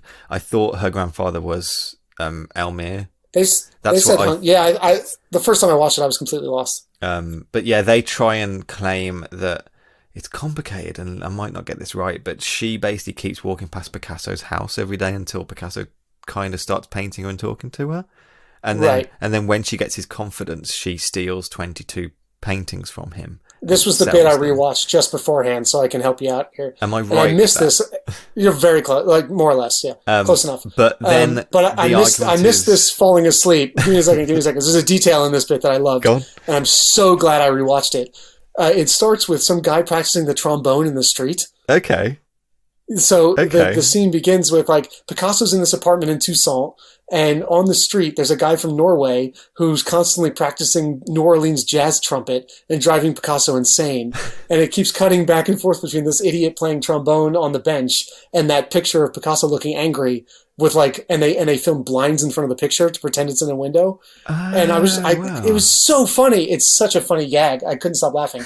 And then, so it starts with that. And then he also starts noticing, he throws in that trombone thing just for a gag. There's no reason at all. Like, it's not a plot point. It's just funny. And then Oja turns up and she poses nude for him. And he paints her 20-something times. But the payment for that is that she gets all the paintings. Okay. But the deal was she's not allowed to sell them. This is all completely made up. Yeah, it's all made up. Yeah, this is just a story, like a narrative. The other stuff was documentary. So then she sells the paintings in Paris, and that's story number one. But the truth is, in this fake story... The truth of the fake story is... Yeah. The truth of the fake story is that her grandfather made fakes. Yes. Which means her grandfather painted her nude, which is horrifying. Yeah, I didn't think of that. I didn't think of that the first time either, but the second time I was getting really queasy about that particular detail. Yeah, okay. This part's all fake anyway. So they pretend that the Oja Kodar's grandfather was like the Babe Ruth or the Wayne Gretzky of fake artists. The Da Vinci, actually. The Da Vinci, that's what they use, of fake artists, which is obviously completely a lie. And that he like is in the Louvre pretending to be Da Vinci and all this kind of stuff. So they invent this like the great faker of all fakers for the last 20 minutes, basically just so that, you know, a bit self-indulgently, Orson Welles can film Oda Kojar from many angles. the impression that I got from that sequence. The main drive for this section. Yeah, this is where it felt. I mean, it was still entertaining as hell, but it did fall a little bit into like a bit of self-indulgence here. It was a bit of self-indulgence, but a bit of fun as well. I thought it was that nice twist of like, I'm going to tell you an hour of truth, and then I'm going to finish it off with false, and then remind you that, you know, this is false because art can be false. So, but it's still art. It's a cheeky bit. Yeah, it's fun. I wrote in this bit actually, Wells is just so magnetic. Like, he's just genuinely electric as a performer. He really is. He was an amazing performer as well as everything else. He's just a very multi-talented man. He is, and I'd never watched him in that way doing anything like this before, really. And it's just, you know, it's kind of fascinating, really, to just. There's a bit in this scene where he's. So it's him and Oda in the mist, and they're both like playing other people. Sort of play acting as either Picasso or her grandfather or themselves in certain moments, which is a fascinating bit to end the film on, really. And there's this bit where he's playing Picasso seeing the fake paintings. So he's doing the reaction. He's acting as if he's Picasso seeing these fake paintings. And he's just in the mist, and there's no set, and it's clearly just Orson Welles. But the amount of like intensity in his face is ridiculous. Yeah. Like, it's so he makes this insane facial expression that I want to gif so hard. And he's like looking around, looking really angry, and I think that's the perfect gif for when you're really upset about anything. His face is so, you know, big, both literally and figuratively in that moment. Every emotion's red upon that face. Like, it's a lot of emotion going on. It's just before that, I think we slightly touched on this, but one of the most interesting parts I really liked was when Orson Welles starts investigating himself in this myth, and he starts saying how like his own story is a story of forgery, in the fact that he started his career in Dublin on the stage, but with a fake Broadway career behind him. He basically just went to them and lied to them and said, like, I've done all these Broadway plays, and they believed him and put him on stage. And he was like, I don't exist without that forgery existing. Right. Like, it's as much of a forgery for me to put that into myself and then get jobs from it as it is anyone selling a fake painting. And he says, and then going from there to War of the Worlds, and going there for War of the Worlds again, and saying that I did War of the Worlds. I did this thing that everyone started believing, and people started reacting to, and that made me famous. By doing that, it made me get Citizen Kane. Was the way he words it, really, which is insane as well. Because he had no background in film whatsoever, just in theater and in radio plays. And then they went, yeah, sure, we'll give you a film, whatever. And it's nice that he starts tackling that about faking. He kind of says that art doesn't exist without faking. At some point, you have to fake it. You have to kind of be the fake artist you're going to be to become the artist you're going to be. He's right. You gotta build yourself up first. Yeah. You got to fake it to make it. There's the kids. Yeah, you totally do. You have to believe in your own head that you're really good. Yeah. In order to actually get really good. And and he says just after this, or I think it might be Elmyr says this after this, if they become real if they're there long enough. That's Elmyr who says that, which is amazing. Which is exactly what Orson's saying about himself. If you live this life long enough, if you tell yourself you're an artist long enough, you become real. You become the artist. And it's the same with his art that he makes. If it hangs in a museum for 50 years, it's a real. It doesn't matter who painted it. It's a real bit of art by that point. And should we say if we think this movie's a real bit of art yet? Well, because I just noticed the time. We'll tie it up. Thankfully, we don't have to wait for Ollie to talk, thank God, and listen to his incessant ramblings interrupting us. We've talked for 2 hours. This has been 2 hours of us endlessly rambling about this film. Just overlapping narratives and thoughts about this film. It's just from the start of it. I like that this was supposed to be a short one. Yeah, this is going to be a short one. I'd say well done. He rounds the film up by saying that he has to believe that art's real. I feel like that's what concerns him. And that's what interests him in this story. He has to believe that art's real because he spent his life doing art. And it's a very good point. If something can just be faked and imitated, and then we say that's not art, then he can't believe that. He it makes him question everything about being an artist. And I think that's what made him really interested in telling this story, or really kind of interested in looking at it anyway. And definitely. And I think the biggest takeaway for me about this film, and we've touched upon this a lot, is it's not quite about what you have going into a project. It's about what you cut and what you make out of it. And this film only exists in the editing. This it really does, yeah. And this film only exists because of the way it's put together. And I think that's true of a lot of stuff nowadays. It's definitely, it's a film saved in the editing room for sure, which is a phrase that we use usually for now to talk about visual effects saving shitty footage or whatever. Sure, so and you definitely saved that documentary footage because it wouldn't have been. They only had 1 or 2 interviews with those guys, and they're pretty good. They're good interviews, but they're not feature-length interviews. No, they're not at all. No. They're just pretty. They're good characters. They're interesting characters, but they don't go into that much detail. They have a couple of good lines, particularly Elmyr, that we touched on, but not nearly enough to cover an 80 or 90-minute film.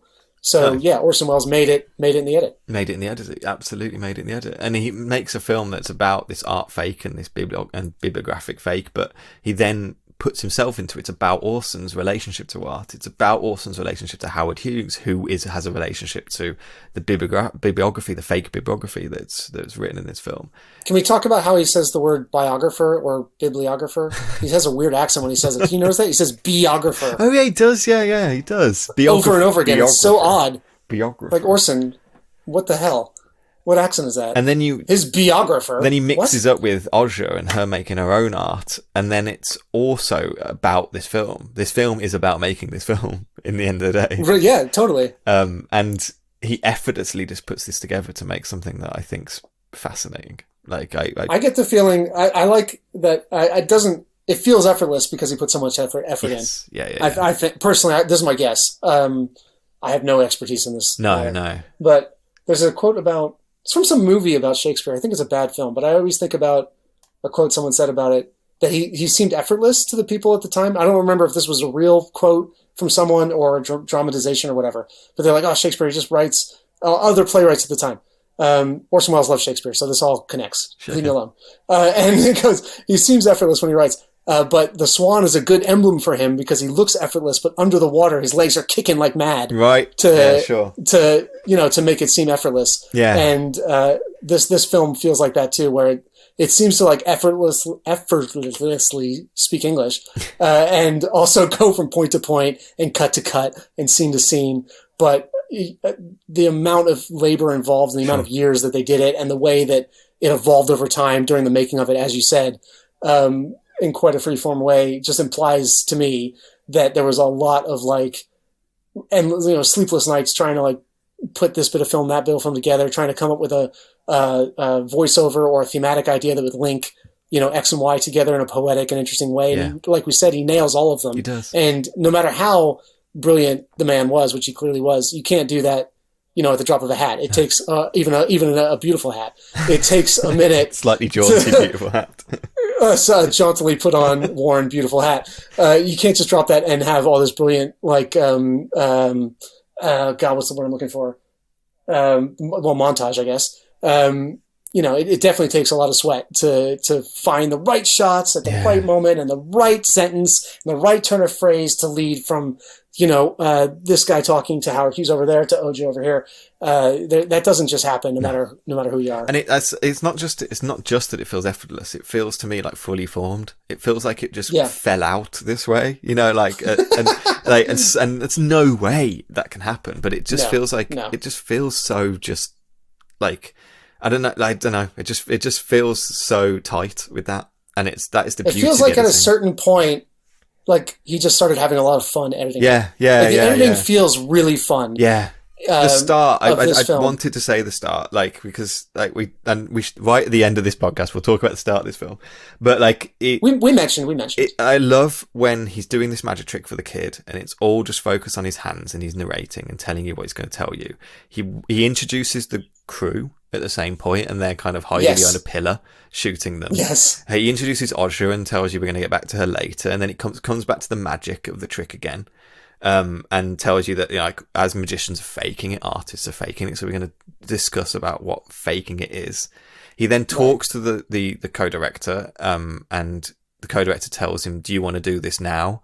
And he's like, we'll get to that in a bit, actually, let's do this bit now. And he walks across the train platform to some guys holding up a white screen, and he walks up to this white screen, turns the camera, it then cuts to him in a studio behind the same white screen, and he introduces then his the welcome to the film and I'm Orson Welles kind of thing, and then that screen's pulled away from him and he's in this kind of studio backlot with screens and smoke everywhere, and those opening minutes, I fell in love with this film. I was like, it's incredible. I was like, the I am magic on trick board with this. The magic bit trick is so, with the kid, is so the atmosphere is so thick. You feel like you can touch the film. It's really tactile. It's beautiful looking. His outfits are amazing through the whole film. He's got his gloves on. The cape, the hat. These beautiful gloves that he's doing all these magic tricks with the keys and the coins. Not even particularly good magic tricks, but some of them you absolutely see the double blind and the grab and stuff, and it's of course, but it doesn't matter. It doesn't matter. He's just doing magic. It's on this beautiful train platform, I believe in Paris somewhere. It's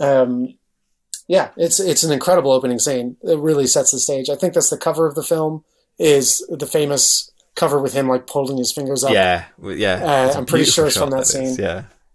It is. It's incredible how good some of this looks, even with all the grain on it. And they were clearly running and gunning, just running around capturing images as quickly as they could. As they could get some footage. It definitely, none of it's as polished as Touch of Evil or Citizen Kane or anything else in his work, but it still has his eye, and as well as reveling in the cheap film stock in the way that Wanda does and Mikey and Nikki does as well. They sort of and the French New Wave did, and the Italian neorealists did. They didn't.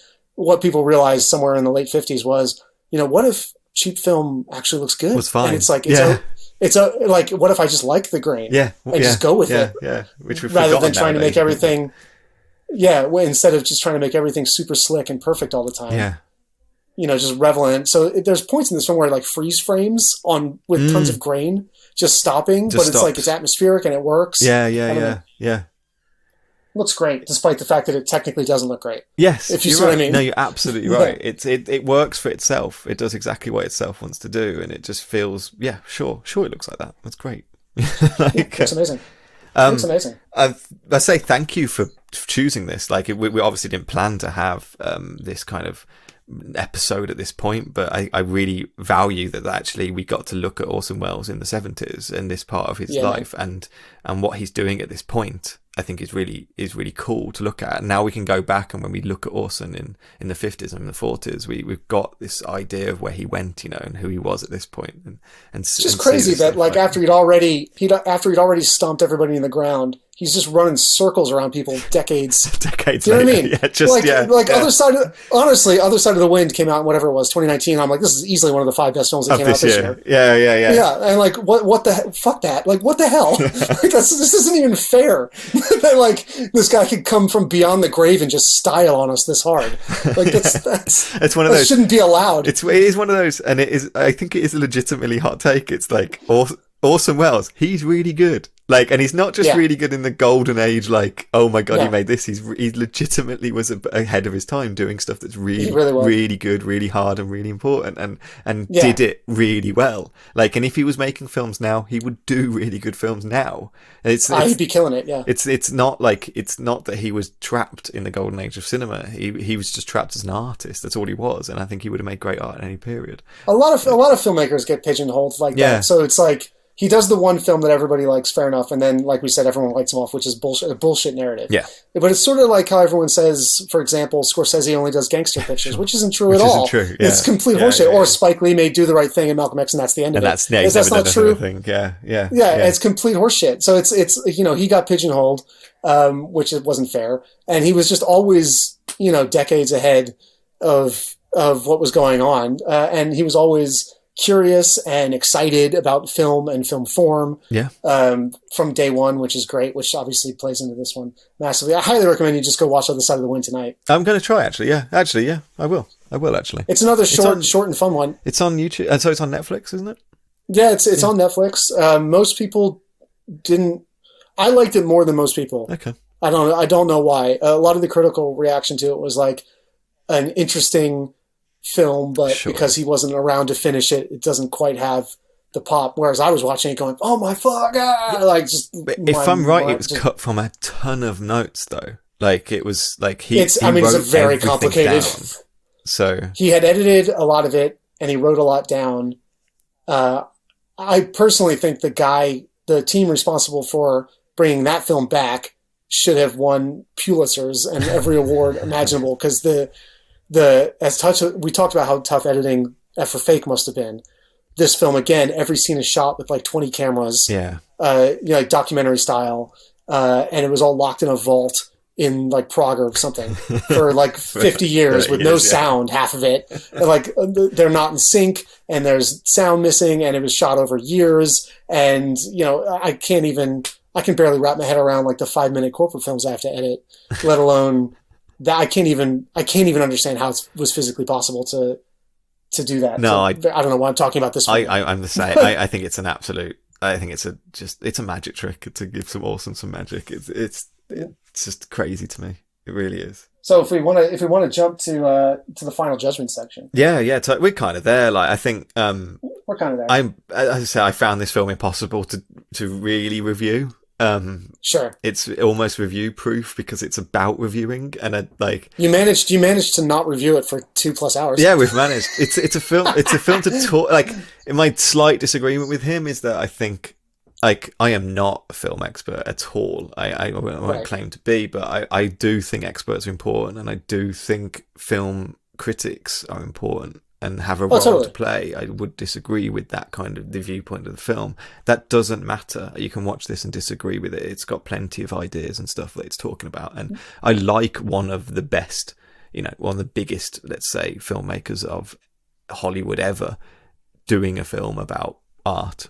I like watching that. Like, it's very, very pleasant to me. It's very satisfying. Yeah, totally. No, the vibe, I like your point where you're saying you can disagree with it and still really find a lot to value in it, because it feels more like a discussion rather than a dialogue more than a monologue, which sounds crazy coming from such a big ego of a man. Yeah, and I feel like I am sitting in a cafe in Paris with some red wine, and I'm arguing about how important like film criticism is with him and art is. God, this. I wish. It feels like that dialogue though. You don't get to join in, but it feels like he's presenting it to you in a way that like it's almost like it's like, come on, you can talk to me about this if you want. And it's open-ended. It's open-ended. He doesn't give a definitive answer to anything. Not really. It's just, this is... And I mean that in a good way, obviously. Yeah, totally. So I don't know. If I'm reviewing this, 4.5 stars for me, I guess. I don't know. When I first watched it and fell asleep, I didn't know how to feel about it. Yeah. And I wasn't super invested in the two main characters the first time I watched it. Okay, yeah. I didn't really care too much about art forger guy and book forger guy. Yeah, sure. And I was a little confused. But I think that's because I was so tired. And so I was like, I give this 3.5 stars. I liked Other Side of the Wind better. And this one, like, it gets a little bit too lost in the weeds. The editing's fun. But then this morning, after reading a little bit about it, getting my head on right, watching those last like 30, 35 minutes again, I went, I underrated that. Yeah. And it's at least 4. And I have a feeling if I watch it again, I might go higher. Yeah, I definitely get that feeling. It's incredibly dense. I don't feel like I took everything in from my one watch. Right. So I feel like I could easily just sit down and watch that once more. And I think I would just... Totally. Now I know the flow of the film, where it's going and what it's talking about, I think it would be more comfortable to watch as well. But it's just... I just found it a delight. I just loved watching Orson Welles. It's really fun. Yeah, I think this is one of the things to take away from if anyone's listening to this at this point, which I can't imagine would be happening. Yeah. Well done. You deserve an award. But despite all the heavy topics we talked about, the film is very funny. It is. It is very funny. It is. Well, I think we should wrap it up there. So again, thank you so much, Brandon, for coming on the show. That was really fun, and thank you for bringing this film as well. And we'll do more of these, I hope. Ollie is not available next week, so we'll also we'll do something next week as well. That won't be our miniseries. So look out on Twitter for that, and I'll drop something about what we're watching and how we cover the time, because I don't just want to disappear. It's nice to just do other films and stuff like that and get other viewpoints in. When we come back, we're doing Sorcerer next, William Friedkin. But it might be a couple of weeks until we get back to our normal miniseries, because we have jobs and life and work, annoyingly. Thank you for listening. You can find, if you like what we do, if you like our ramblings, please can you subscribe, review, tell your friends. Please drop us a review on Spotify, iTunes, Stitcher.